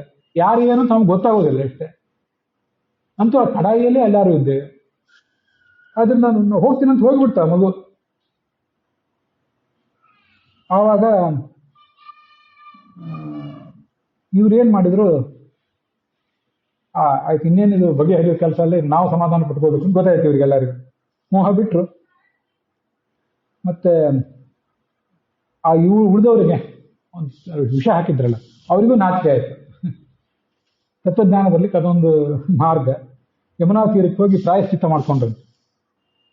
ಚಿತ್ರಕೇತು ಎಚ್ಚೆತ್ಕೊಂಡ, ಅವನಿಗೂ ಸಮಾಧಾನ ಆಯಿತು. ನಾರದರಿಗೆ ನಮಸ್ಕಾರ ಮಾಡಿದ. ನಮಸ್ತುಭ್ಯಂ ಭಗವತೆ ವಾಸುದೇವಾಯ ಧೀಮಹಿ ಪ್ರದ್ಯುಮ್ನಾಯ ಅನಿರುದ್ಧಾಯ ನಮಸ್ ಸಂಕರ್ಷಣಾಯ. ಇದನ್ನ ಮಂತ್ರ, ಇದನ್ನ ತಗೋ ಅಂತ ಹೇಳಿ, ಇದನ್ನೇ ಅದು ಮಂಗಲಾಚರಣೆ ಅಂತ ಹೇಳಿದ್ರು. ಹಾಗೆ ಸೆಲೆಕ್ಟ್ ಮಾಡ್ಕೊಂಡಿರ್ತೀನಿ ಶ್ಲೋಕಗಳನ್ನು. 4 ರೂಪದ ಭಗವಂತನಿಗೆ ನಮಸ್ಕಾರ ಅಂತ ನಮಸ್ಕಾರ ಮಾಡಿದರು. ಹರಿವಂಶದಲ್ಲಿ ಒಂದು ಶ್ಲೋಕ ಬರ್ತದೆ. ಆದ್ಯಂತವಂತಃ ಕವಯ ಪುರಾಣ ಸೂಕ್ಷ್ಮ ಬೃಹಂತೋಪ್ಯನುಠಾಧಿಕಾರ ಸರ್ವಾನ್ ಜ್ವರಾನ್ ಗ್ರಂಥು ಮಮಾನಿರುದ್ಧ ಪ್ರದ್ಯುಮ್ನ ಸಂಕರ್ಷಣ ವಾಸುದೇವ. ನನಗೆ ಏನೇನು ಜ್ವರ ಬಂದಿದೆ, ದೇಹದ ಜ್ವರ, ಮನಸ್ಸಿನ ಜ್ವರ, ಇವೆಲ್ಲ ಜ್ವರಗಳು ಬಂದಿದೆಯಲ್ಲ, ಈ ಜ್ವರಗಳನ್ನ ಪ್ರದ್ಯುಮ್ನ ಸಂಕರ್ಷಣ, ಪ್ರದ್ಯುಮ್ನ ಅನಿರುದ್ಧ ಸಂಕರ್ಷಣ ವಾಸುದೇವ, ಈ 4 ಭಗವಂತನ ರೂಪಗಳು ನನ್ನೆಲ್ಲ ಜ್ವರಗಳನ್ನು ಪರಿಹಾರ ಮಾಡಲಿ ಅಂತ. ಸಂಸಾರದಲ್ಲಿ ನಾವು ಬಂದಿದ್ದೀವಿ, ಪ್ರತಿಯೊಬ್ಬರಿಗೂ ಜ್ವರ ಅಂತೂ ಇದ್ದೇ ಇದೆ. ಒಬ್ಬರಿಗೆಲ್ಲ ಒಂದೊಂದು ರೀತಿ ಜ್ವರ ಅಷ್ಟೇ. ವಸ್ತುತಃ ಸಂಸಾರ ಅನ್ನೋದೇ ದೊಡ್ಡ ಜ್ವರ. ಅದಕ್ಕೆ ಈ ಭಗವಂತನನ್ನು ನೀವು ಶರಣ ಹೋಗುವಂತ ಅವನಿಗೆ ಆ ಮಂತ್ರವನ್ನ ಉಪದೇಶಿಸಿದ. ಮುಂದೆ ಅವರು ಅಂಗಿರಸರು ಮತ್ತು ನಾರದರು ಹೊರಟೋದರು. ಇವನು 7 ದಿನಗಳ ಕಾಲ ಜಲಾಹಾರ ಸ್ವೀಕಾರ ಮಾಡ್ತಾ ಅದನ್ನು ಪಠನ ಮಾಡಿದ. ಮುಂದೆ ವಿದ್ಯಾಧರ ಲೋಕ ಹೋಗಿಬಿಟ್ಟ. ವಿದ್ಯಾಧರನಾದ. ಅಲ್ಲಿ ಮುಂದೆ ಒಂದು ಕಾಲದಲ್ಲಿ ಶೇಷನ ಹತ್ರ ಹೋದ. ಸಂಕರ್ಷಣನ ಧ್ಯಾನ ಮಾಡಿದ್ದ. ಶೇಷನ ಹತ್ರ ಹೋದ. ಶೇಷನಲ್ಲಿ ಭಗವಂತನನ್ನ ನೋಡಿದ. ಅಲ್ಲಿ ಆ ಶೇಷನನ್ನು ಕೂಡ ಮತ್ತು ಶೇಷನಲ್ಲಿರುವ ಭಗವಂತನನ್ನು ಸ್ತೋತ್ರ ಮಾಡಿದ. ಅದರಲ್ಲಿರುವಂಥ ಎಲ್ಲ ಶ್ಲೋಕಗಳನ್ನು ಈಗೇನು ಹೇಳೋದಿಲ್ಲ. ನಮಗೆ ಆ ಸ್ತೋತ್ರಗಳನ್ನು ಹೇಳಲಿಕ್ಕೆ ಪ್ರತ್ಯೇಕ ಒಂದು ಪ್ರಕರಣವೇ ಬೇಕಾಗ್ತದೆ. ಅಂತೂ ಆ ಚಿತ್ರಕೇತುವಿನ ಸ್ತೋತ್ರ ಸ್ವೀಕಾರ ಮಾಡಿದ ಸಂಕರ್ಷಣ.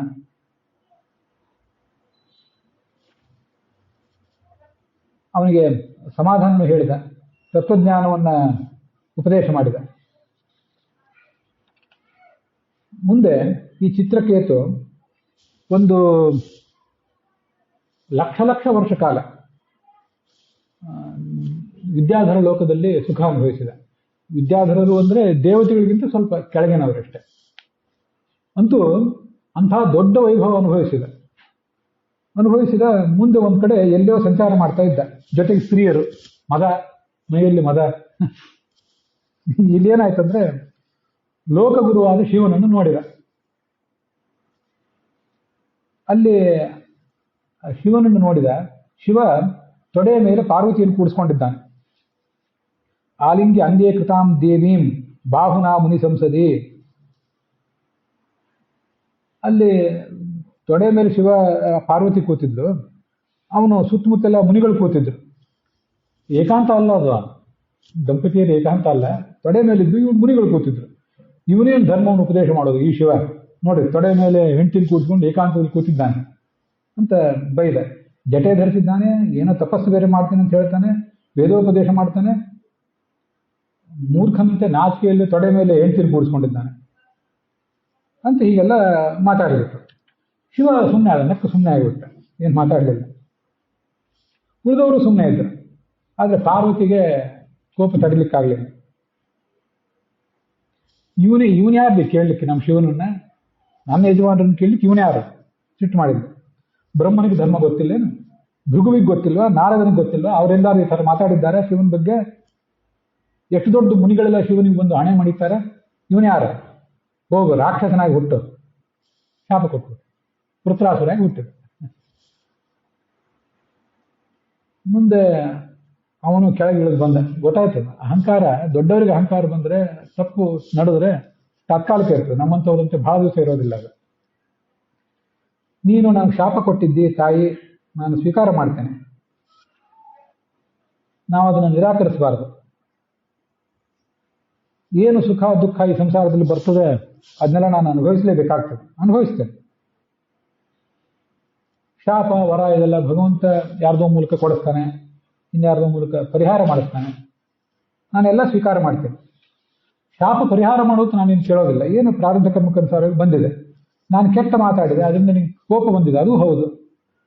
ಆದರೆ ನನ್ನನ್ನು ನೀನು ಕ್ಷಮಿಸಬೇಕು. ಮನ್ಯಸೆ ಅಸಾಧುಕ್ತಂ ಮಮ ತತ್ ಕ್ಷಮ್ಯತಾಂ. ಇದು ಹೋಗಲಿ, ಈ ಶಾಪ ಬಂದಿರೋದು ಬರಲಿ, ನನಗೆ ಈ ಶಾಪದ ಪರಿಣಾಮವಾಗಿ ರಾಕ್ಷಸಾಗಿ ಹುಟ್ಟಿದರೆ ಭಕ್ತಿ ಜ್ಞಾನಗಳ ಗತಿ ಏನು? ಅದು ಹೋಗಬಾರದು, ಎಲ್ಲಾರು ಹುಟ್ಟಲಿ, ಅದೇನಾದ್ರು ಅದು ದೊಡ್ಡ ವಿಷಯ ಅಲ್ಲ. ಹುಟ್ಟುವುದು ಮುನಿ ಕುಲದಲ್ಲೇ ಹುಟ್ಟಿದ್ರು, ಬ್ರಾಹ್ಮಣ ಕುಲದಲ್ಲೇ ಹುಟ್ಟಿದ್ರು, ಜ್ಞಾನ ಭಕ್ತಿಗಳಿಲ್ಲದೆ ಹೋದರೆ ಹುಟ್ಟಿಯಾದ್ರೂ ಏನು ಉಪಯೋಗ? ಹುಟ್ಟುವುದು ಬೇರೆ ಕಡೆ ಹುಟ್ಟಿದ್ರು, ಭಕ್ತಿ ಇದ್ರೆ, ಜ್ಞಾನ ಇದ್ರೆ, ಎಚ್ಚರ ಇದ್ರೆ, ಅದು ಎಲ್ಲಿ ಹುಟ್ಟಿದ್ರೆ ಏನಾಗಬೇಕಾಗಿದೆ? ಹುಟ್ಟುವುದು ಅವರವರು ಋಣಾನುಬಂಧಕ್ಕನುಸಾರ ಹುಟ್ಟಿರ್ತಾರೆ. ಯಾವ ತಂದೆ ತಾಯಿ ಎಲ್ಲಿಂದ ಹುಟ್ಟಬೇಕು ಅನ್ನೋದು ಋಣಾನುಬಂಧ. ಜ್ಞಾನ ಭಕ್ತಿ ವೈರಾಗ್ಯಗಳಿಗೆ ಚ್ಯುತಿ ಆಗ್ಬೋದು, ಅದನ್ನು ಕೇಳ್ಕೋಬೇಕು. ಇದು ಬಹಳ ಮಹತ್ವದ್ದು, ಅದಷ್ಟು ಸುಲಭವಾಗಿ ಬರೋದಿಲ್ಲ. ಅದನ್ನ ಭಗವಂತನಲ್ಲಿ ನಿರಂತರವಾಗಿ ಪ್ರಾರ್ಥನೆ ಮಾಡ್ತಿರ್ಬೇಕು. ನೋಡು, ಎಂಥ ಭಕ್ತ ಅವನು ತನ್ನ ನಿಂದನೆ ಮಾಡಿದ್ದ, ಅಲ್ಲಿ ಶಿವ ಏನಂದ, ಅವನ ಮೇಲೆ ಕರುಣೆ ಶಿವನಿಗೆ. ಎಂಥ ಭಕ್ತ ನೋಡಿದೆ. ಶಾಪ ಬಂದರೂ ಅವನು ವಿಚಲಿತನಾಗಲಿಲ್ಲ. ಈ ವಿದ್ಯಾಧರ ಜನ್ಮ, ಮತ್ತೆ ರಾಕ್ಷಸ ಜನ್ಮ, ಇದ್ರ ಬಗ್ಗೆ ಅವನು ಚಿಂತೆ ಮಾಡಲಿಲ್ಲ. ವಾಸುದೇವೇ ಭಗವತಿ ಭಕ್ತಿ ಮುದ್ದುಹತಾಂ ನೃಣಾಂ ಜ್ಞಾನ ವೈರಾಗ್ಯ ವಿರ್ಯಾನಂ ನಹಿ ಕಶ್ಚಿತ್ ಜಪಾಶ್ರಯ. ಭಗವಂತನಲ್ಲಿ ಭಕ್ತಿ, ಜ್ಞಾನ, ಧಾರ್ಮಿಕ ಪ್ರವೃತ್ತಿ ಇದು ಹೋಗದೇ ಇರಲಿ ಅಂತ ಅವನು ಚಿಂತೆ ಮಾಡಿದ. ಶಾಪದ ಬಗ್ಗೆ ಚಿಂತೆ ಮಾಡಲಿಲ್ಲ. ಇಷ್ಟು ಅದ್ಭುತವಾದದ್ದು ಭಗವಂತನ ಲೀಲೆ. ಆದ್ರಿಂದ ಇಲ್ಲಿ ಶಾಪ ಕೊಟ್ಟಿದ್ದೀನಿ, ಮುಗಿತು, ನೀನು ಕೋಪವನ್ನು ಮರೆತು ಬಿಡುವಂದ ತನ್ನ ಹೆಂಡತಿಗೆ. ಅವಳಿಗೂ ಮನಸ್ಸಿಗೆ ಸಮಾಧಾನ ಆಯಿತು. ಮುಂದೆ ಅವನು ವೃತ್ರಾಸುರ ಅಂತ ಹುಟ್ಟಿದ. ತ್ವಷ್ಟ ಅಂತ ಅವನು ಅಗ್ನಿಯಲ್ಲಿ ಹೋಮ ಮಾಡಿದ, ಅವನು ವೃತ್ರಾಸುರ ಅಂತ ಹೆಸರಿನಿಂದ ಹುಟ್ಟಿದ್ದ. ಅದನ್ನು ನಾವು ಹಿಂದೆ ನೋಡಿದ್ದೇವೆ. ಹುಟ್ಟಿ ಮತ್ತೆ ಇಂದ್ರನ ಶಸ್ತ್ರಕ್ಕೆ ಬಲಿಯಾದ, ಅದು ನಾವು ನೋಡಿದ್ದೇವೆ. ಇದು ಆ ಚಿತ್ರಕೇತುವಿನ ಇತಿಹಾಸ. ನಾವು ಏನು ಕೇಳಬೇಕು? ತಪ್ಪುವುದು ದೊಡ್ಡದಲ್ಲ, ಹೇಳುವುದು ದೊಡ್ಡದು. ನಾವು ಎಂದೂ ಕೂಡ ನಮಗೆ ಜ್ಞಾನ, ಭಕ್ತಿ, ಧಾರ್ಮಿಕ ಪ್ರವೃತ್ತಿ ಇದಕ್ಕೆ ಚ್ಯುತಿ ಆಗದೇ ಇರಲಿ ಅಂತ ದೇವರನ್ನು ಕೇಳಬೇಕು. ಯಾರು ದೊಡ್ಡವರು ಸಿಕ್ಕರೋ ಅದನ್ನೇ ಕೇಳಬೇಕು, ಬೇರೆ ಏನು ಕೇಳಿ ಉಪಯೋಗ ಇಲ್ಲ. ನಾನು ಎಷ್ಟೋ ಸಲ ಅಂದ್ಕೊಳ್ಳೋದಿದೆ, ಒಂದು 1,000 ಜನ, 1,00,000 ಜನ ಭಕ್ತರೆಲ್ಲ ದೇವ್ರ ಮುಂದೆ ಹೋಗಿ ನಮ್ಮೆಲ್ಲರನ್ನು ಪ್ರಧಾನಮಂತ್ರಿಗಳನ್ನಾಗಿ ಮಾಡುವ, ನಮ್ಮೆಲ್ಲರನ್ನು MLAಗಳನ್ನಾಗಿ ಮಾಡುವುದು, ನಾವು ದೇವ್ರು ಏನು ಮಾಡುದು? ನಮ್ಮೆಲ್ಲರಿಗೂ ಭಕ್ತಿ ಕೊಡು, ಜ್ಞಾನ ಭಕ್ತಿ ಕೊಡು, ಅದು ಮಾಡ್ಬೋದು ಬೇಕಾದ್ರೆ ಅಂತ. ಅದು ಸುಲಭ. ಆದರೆ ಇದು ಕೇಳೋದಕ್ಕೂ ದೇವರಿಗೆ ಮನಸ್ಸು ಬರೋಲ್ಲ. ದೇವ್ರ ಎದುರಿಗೆ ಹೋದ್ಕೊಳ್ಳೋ ನಮ್ಮ ಪಟ್ಟಿ ಮೊದಲೇ ರೆಡಿ ಇರ್ತದೆ. ಏನಿಲ್ಲ, ಈಗ ನಮ್ಮ ಹತ್ರ ಏನಿದೆ, ಏನಿಲ್ಲ, ನಮ್ಮ ಪಕ್ಕದ ಮನೆಯವ್ರ ಹತ್ರ ಏನಿದೆ, ನಮ್ಗೆ ಏನು ಬೇಕು ಅನ್ನೋದು ಪಟ್ಟಿ ರೆಡಿ ಇರ್ತದೆ. ಇದು ದೇವ್ರು ಏನು ಕೊಡಬೇಕು? ಈ ಕಡೆ ಜ್ಞಾನ ಭಕ್ತಿ ವೈರಾಗ್ಯವೂ ಆಗಲಿಲ್ಲ, ಆ ಕಡೆ ಈ ಸಂಪತ್ತೂ ಸಿಗಲಿಲ್ಲ. ಎಡೆಬಿಡಿಯಾಗಿ ಮನುಷ್ಯ ತೊಳಲಾಡ್ತಾನೆ. ಜ್ಞಾನ ಕೊಡು, ಭಕ್ತಿ ಕೊಡು, ವೈರಾಗ್ಯ ಕೊಡು, ನೀನು ಮನಸ್ಸು ಕೊಡು ಅಂತ ಕೇಳಿದರೆ ಚಿತ್ರಕೇತುವಿನ ಥರ ಬಿದ್ದರೂ ಹೇಳ್ತಾನೆ. ಮತ್ತೆ ಎಲ್ಲಿ ಹುಟ್ಟತಾನೆ ಅನ್ನೋದು ಮುಖ್ಯ ಅಲ್ಲ. ಹಸುರನಾಗಿ ಹುಟ್ಟಿದ, ಇದೇನು ದೊಡ್ಡ ವಿಷಯ ಅಲ್ಲ. ಅವನಿಗೆ ಜ್ಞಾನ ಇತ್ತಲ್ಲ, ಇಂದ್ರನಿಗೆ ಆಶ್ಚರ್ಯ ಆಗಿತ್ತಲ್ಲ ಅವನಿಗೆ ಜ್ಞಾನ ನೋಡಿ. ಇದು ನಾವು ತಿಳ್ಕೊಳ್ಬೇಕಾದದ್ದು. ಈ ಚಿತ್ರಕೇತುವಿನ ಇತಿಹಾಸ, ನಾರದ, ಅಂಗಿರಸರಂಥ ದೊಡ್ಡ ದೊಡ್ಡ ಪಾಠಗಳಲ್ಲಿ ಬಂದು ಅದನ್ನು ಕೇಳಿದರೆ ಸಂಸಾರದಿಂದ ಮುಕ್ತಿ ಆಗ್ತದೆ. ಬೆಳಗಾಗಿ ಎದ್ದು ಕೂಡಲೇ ಇಂಥದನ್ನ ಕೆಲವರು ನೆನಪು ಮಾಡ್ಕೋಬೇಕಂತ. ಮತ್ತೆ ವಾಗ್ಯತಃ ಹಾಳು ಹರಟೆ ಇತ್ಯಾದಿಗಳನ್ನು ಬಿಟ್ಟು ಬೆಳಗಾಗಿ ಎದ್ದು ಕೂಡಲೇ ಇಂಥ ಸಾಧು ಸತ್ಪುರುಷರನ್ನ, ಭಗವಂತನ ಭಕ್ತರನ್ನ ನೆನಪು ಮಾಡ್ಕೋಬೇಕು. ಶಿವಪಾರ್ವತಿಯರನ್ನ, ಲಕ್ಷ್ಮೀನಾರಾಯಣರನ್ನ, ನಾರದರನ್ನ, ಇಂಥವ್ರನ್ನೆಲ್ಲ ಪಠನ ಮಾಡಬೇಕು. ನಿಮಗೆ ಇದು ಬೆಳಗಾಗಿ ಎದ್ದು ಕೂಡಲೇ ಮಂಗಳಾಷ್ಟಕ ಅಂತ ಹೇಳೋ ಒಂದು ರೂಢಿ ಇದೆ. ಆ ಮಂಗಳಾಷ್ಟಕದಲ್ಲಿ ದೊಡ್ಡ ದೊಡ್ಡ ರಾಜರು, ಋಷಿಗಳು, ಭಗವಂತ ಅವರೆಲ್ಲರದ್ದು ಹೆಸರು ಗೊತ್ತು. ಅದನ್ನೆಲ್ಲ ಯಾಕೆ ಪಠನ ಮಾಡಬೇಕು ಅಂತ ಹೇಳ್ತಾರೆ ಅಂದರೆ, ಒಂದು ಸ್ತೋತ್ರನೇ ಮಾಡಿಬಿಟ್ಟಿದ್ದಾರೆ. ಅನಿವಾರ್ಯ ಸ್ತೋತ್ರ ಹೇಳ್ತಿದ್ರೆ ಅದರಲ್ಲಿ ಅದ್ರ ಅರ್ಥ ಗೊತ್ತಿಲ್ಲದೆ ಹೋದ್ರು ಹೇಳೋದಂತೂ ಹೇಳ್ತಿರ್ತಾರೆ, ಅನಿವಾರ್ಯವಾಗಿ ಹೇಳ್ತಾನೆ ಇರ್ತಾರೆ. ಹಾಗೆ ಅದನ್ನು ಬಿಟ್ಟರೆ ಇದು ನೋಡಿ ಹೇಗಿದೆ ವಾಗ್ಯತಃ ಅನ್ನೋ ಮಾತು ಎಷ್ಟು ದಿಗ್ಭ್ರಾಂತಿ ಆಗ್ತದೆ ಇದನ್ನೆಲ್ಲ ನೋಡಿದರೆ. ಬೆಳಿಗ್ಗೆ ಎದ್ದು ಕೂಡಲೇ ನಮ್ಗೆ ಇದನ್ನು ನೆನಪಾಗ್ತದೆ, ನಮ್ಮ ಸ್ಥಿತಿಯಲ್ಲಿ ಬಂದಿದ್ದೇವೆ ಅಂತ ಭಾರಿ ಆಶ್ಚರ್ಯ ಅನ್ನಿಸ್ತದೆ, ಗಾಬರಿ ಅನ್ನಿಸ್ತದೆ. ರಾತ್ರಿ 12-1 ಗಂಟೆಗೆ ಕೆಲವು ಸರಿ ಎಲ್ಲಾದ್ರೂ ಎದ್ದು ನೋಡಿದರೆ ಕೆಲವು ಮಲ್ಕೊಂಡವರು ಎದುರುಗಡೆ ಬೆಳಕು. ಏನು ಬೆಳಕು ಅಂದರೆ ಮುತ್ತು ರತ್ನ ವಜ್ರದ ಬೆಳಕಲ್ಲ, ಈ ಮೊಬೈಲಿನ ಬೆಳಕು. ರಾತ್ರಿ 12, 1, 2 ಬೆಳಗ್ಗೆ ಎದ್ದು ಕೂಡಲೇ ಮತ್ತೆ ಅದೇ ಒಂದು ಅಂಟ್ಕೊಂಡು ನಮ್ಮ ಕೈಗೆ ಅಂಟ್ಕೊಂಡಿರುವಂಥ ಬ್ರಹ್ಮಕಪಾಲ ಅಂತ ಅಂತಿರ್ತಾರೆ, ಎಲ್ಲಿ ಕೈಗೆ ಅಂಟ್ಕೊಂಡು ಬಿಟ್ಟಿರ್ತದೆ ಅಂತ ಕೆಲವು ಸರ್. ಅದು ಬಿಡಿಸ್ಕೊಳ್ಳಿಕ್ಕೆ ಕೆಲವು ಗಂಗೆಗೆ ಹೋಗ್ಬೇಕಂತ. ಇನ್ನು ಯಾವ ಕಾಲಕ್ಕೆ ಹೋಗಬೇಕು ಇಂಥವೆಲ್ಲ. ವಾಗ್ಯತಃ ಮಾತನ್ನು ನಿಯಮಿಸಿರಿ, ಮಾತಿನ ಹತೋಟಿ ಇರಲಿ, ಚಟುವಟಿಕೆಗಳಲ್ಲಿ ಹತೋಟಿ ಇರಲಿ. ಹೀಗೆ ಬೆಳಗಾಗಿ ಎದ್ದು ಕೂಡಲೇ ನಮ್ಮ ದಿನಚರಿಯನ್ನು ನಾವು ರೂಪಿಸ್ಕೋಬೇಕು ಅಂತ ಹೇಳ್ತಾರೆ. ಅಲ್ಲಿಗೆ ಈ 17ನೇ ಅಧ್ಯಾಯ ಸಮಾಪ್ತ ಆಗಿದೆ. ನಾನಿಲ್ಲಿ 18 ಮತ್ತು 19ನೇ ಅಧ್ಯಾಯಗಳನ್ನೇನು ಹೇಳ್ತಿಲ್ಲ, ಅದರಲ್ಲಿ ಇಂಥ ಮಹತ್ವದ ಕಥೆ ಏನೂ ಇಲ್ಲ.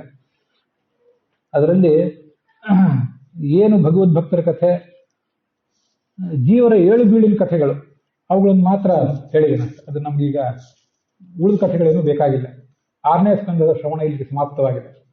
ಮುಂದೆ ಆ 6ನೇ ಸ್ಕಂದದ ಶ್ರವಣದಿಂದ ಏನು ಫಲ ಸಿಗ್ತದೆ ಅದನ್ನು ಪದ್ಮ ಪುರಾಣದಲ್ಲಿ ಏನು ಹೇಳಿದ್ದಾರೆ ಅದನ್ನಷ್ಟೇ ನಾವೀಗ ನೋಡಿ ಇವತ್ತಿನ ಈ ಭಾಗವನ್ನು ಮುಗಿಸೋಣ.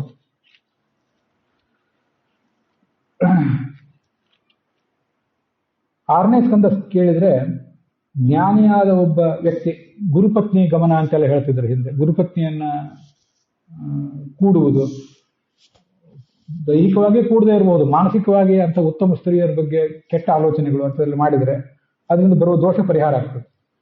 ಹಿಂದೆ ಇಂದ್ರ, ಈಗ ಇಂದ್ರನ ಕಥೆ ಕೇಳಿದ್ವಲ್ಲ ಇಲ್ಲಿ, ಇಂದ್ರ ಅಹಲ್ಯೆಯನ್ನು ಕೂಡಿಬಿಟ್ಟಿದ್ದಲ್ಲ, ಅದು ಗೊತ್ತಿದೆ ಎಲ್ಲರಿಗೂ. ಗೌತಮನ ಪತ್ನಿ ಅವಳು, ಗೌತಮ ದೊಡ್ಡ ಗುರು, ಅವನ ಪತ್ನಿಯನ್ನು ಕೂಡಿದ್ದ. ಆಗ ಗೌತಮರಿಗೆ ಅವನಿಗೇನು ಶಾಪ ಕೊಟ್ಟಿದ್ರಂದ್ರೆ, ಮೈಯೆಲ್ಲ ನಿನಗೆ ಯೋನಿ ಆಗಿ ಹೋಗ್ಲಿ ಅಂತ ಶಾಪ ಕೊಟ್ಟಿದ್ರು. ಸಹಸ್ರ ಯೋನಿ ಏನು ಕರೀತಾರೆ, ಅವನು ವಿಚಿತ್ರವಾದ ಶಾಪ ಬಂದ್ಬಿಡ್ತು. ಆಮೇಲೆ ಹೋಗಿ ಅವನು ಭಗವಂತನಿಗೆ ತಪಸ್ಸು ಮಾಡಿದ. ಹೆದರಬೇಡ, ಅದೇನು ನಿನಗೆ ಅಂಥದ್ದೊಂದು ಈಗ ವಿಚಿತ್ರವಾದ ಪರಿಸ್ಥಿತಿ ಬಂದಿದೆ, ಅದನ್ನೇ ಕಣ್ಣನ್ನಾಗಿ ಪರಿಗಣನೆ ಮಾಡ್ತೇವೆ. ನೀನು ಸಹಸ್ರಾಕ್ಷನಾಗ್ತೆ.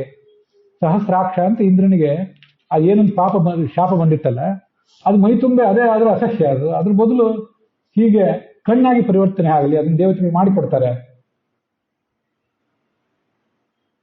ನೀನು ಮುಂದೆ ವಿಶ್ವರೂಪರಿಂದ ನಾರಾಯಣ ವರ್ಮ ಕೇಳೋದು ಇಲ್ಲಿ ಬಂದಿದೆ, ಪದ್ಮಪುರಾಣದಲ್ಲೂ ಬಂದಿದೆ. ಆದ್ರಿಂದ ಆ ಜ್ಞಾನಿಯಾದ ಬ್ರಾಹ್ಮಣ ಗೌತಮ, ಅವನ ಪತ್ನಿ ಜೊತೆಗೆ ನೀನು ಮಾಡಿದ ದೋಷದ ಪರಿಹಾರ ಆಗ್ತದೆ. ರಾವಣನ ಮಗ ಇಂದ್ರಜಿತ್ ಇದ್ನಲ್ಲ, ಅವನು ಇಂದ್ರಜಿತ್ತನನ್ನು ಸೋಲಿಸಿ, ಇಂದ್ರನನ್ನು ಸೋಲಿಸಿಯೇ ಇಂದ್ರಜಿತ್ ಅಂತ ಹೆಸರು ಬಂದಿದ್ದ ಅವನಿಗೆ. ಇಲ್ಲಿ ಬಂದಿಲ್ಲ, ಸುಮ್ಮನೆ ನಾನು ಹೇಳಿದೆ. ಅವನು ಒಂದ್ಸರಿ ಕೇಳ್ತಾನೆ, ನಾನು ಯಾಕೆ ಇಂದ್ರ ಬ್ರಹ್ಮನನ್ನೋ ಯಾರನ್ನೋ ಒಬ್ಬರು ಕೇಳ್ತಾನೆ, ಇಂದ್ರಜಿತ್ನಿಗೆ ನಾನು ಸೋತ್ನಲ್ಲ ಯಾಕೆ ಅಂತ. ಅಹಲ್ಯ ಗಮನ ಮಾಡಿದ್ದು ನೆನಪಿದೆ ಅಂತ ಕೇಳ್ತಾರೆ ಅವರು. ಪಾಪದಿಂದ ಇಂಥವೆಲ್ಲ ಏನೇನೋ ಆಗಿ ಹೋಗ್ತದೆ. ಅದಕ್ಕೆ ಅಹಲ್ಯ ಗಮನ ಮಾಡ್ಲಿಕ್ಕೆ ಕೆಲವು ಬೇರೆ ಕಾರಣಗಳಿವೆ, ಅದನ್ನು ಹಿಂದಿನ ಬೇರೆ ಪ್ರವಚನದಲ್ಲಿ ಹೇಳಿದ್ದೇನೆ, ಅದು ವಿಚಾರ ಬೇರೆ. ಅಂತೂ ಇಂಥದೊಂದು ಸಮಸ್ಯೆನೂ ಅವನಿಗೆ ಬಂದಿತ್ತು, ಅದ್ರ ಹಿಂದಿನ ಉದ್ದೇಶ ಬೇರೆ ಇತ್ತು, ಅದೆಲ್ಲ ಬೇರೆ ವಿಚಾರ. ಅಂತೂ ಹೀಗೆ ಇಂದ್ರ ಭಗವಂತನ ಸೂಚನೆಯಂತೆ ವಿಶ್ವರೂಪರಿಂದ ನಾರಾಯಣ ವರ್ಮ ಪಠನ ಮಾಡಿ ಅದನ್ನು ಸಿದ್ಧಿಪಡಿಸ್ಕೊಂಡು ಆ ದೋಷವನ್ನೆಲ್ಲ ಕಳ್ಕೊಂಡ. ಅಷ್ಟೇ ಅಲ್ಲ, ನರಸಿಂಹನ ಧ್ಯಾನ ಮಾಡಿದ, ಅದೆಲ್ಲ ಬಂದಿದೆ. ನರಸಿಂಹನ ಧ್ಯಾನ ಮಾಡಿದ್ರಿಂದ ಈ ಪಾಪಗಳೆಲ್ಲ ಪರಿಹಾರ ಆಯಿತು. ಹೀಗೆ ಆ ಗೌತಮರಲ್ಲಿ ಒಂದು ಹೆಚ್ಚಿನ ತಪಸ್ಸಿತ್ತು. ಆ ತಪಸ್ಸು ಹೆಚ್ಚಾದಾಗ ಅದನ್ನು ಕಡಿಮೆ ಮಾಡಬೇಕು ಅಂತ ಇಂದ್ರನಿಗೆ ಒಂದು ಉದ್ದೇಶ ಇತ್ತು ಅಂತಿದೆ.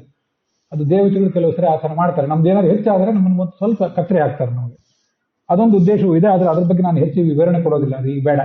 ಅಂತೂ ಇಂದ್ರನಿಗೆ ಏನು ಬಂದಿತ್ತು, ಏನು ಸಮಸ್ಯೆ ಆಗಿತ್ತು, ಇಂದ್ರನಂತಹ ದೊಡ್ಡವನು, ಚಿತ್ರಕೇತುವಿನಂತಹ ದೊಡ್ಡವನು, ಅವನಿಗೆ ಬಂದ ಸಮಸ್ಯೆಯನ್ನು ಹೇಗೆ ಪರಿಹಾರ ಮಾಡಿಕೊಂಡ ಅನ್ನೋದನ್ನ ನಾವು ನೋಡಿದ್ದೇವೆ. ಅದರೊಂದಿಗೆ ಇವತ್ತಿನ ಈ ಭಾಗ ಸಮಾಪ್ತ ಆಗಿದೆ. ಹುಸಿಯ ನಾಡಿ ಹೊಟ್ಟೆ ಹೊರೆಯುವ ವಿಷಯದಲ್ಲಿ ರಸಿಕನಂದು ಹುಸಿಗೆ ಹಾಕಿದಿರುವ ಇನ್ನು ಋಷಿಕೇಶನೇ ಈಶನಿನ್ನ ಚರಣ ಭಜನೆ ಆಸೆಯಿಂದ ಮಾಡುವೆ ದೋಷ ರಾಶಿ ನಾಶ ಮಾಡು ಶ್ರೀಶಕೇಶವ. ಶ್ರೀಕೃಷ್ಣಾರ್ಪಣ.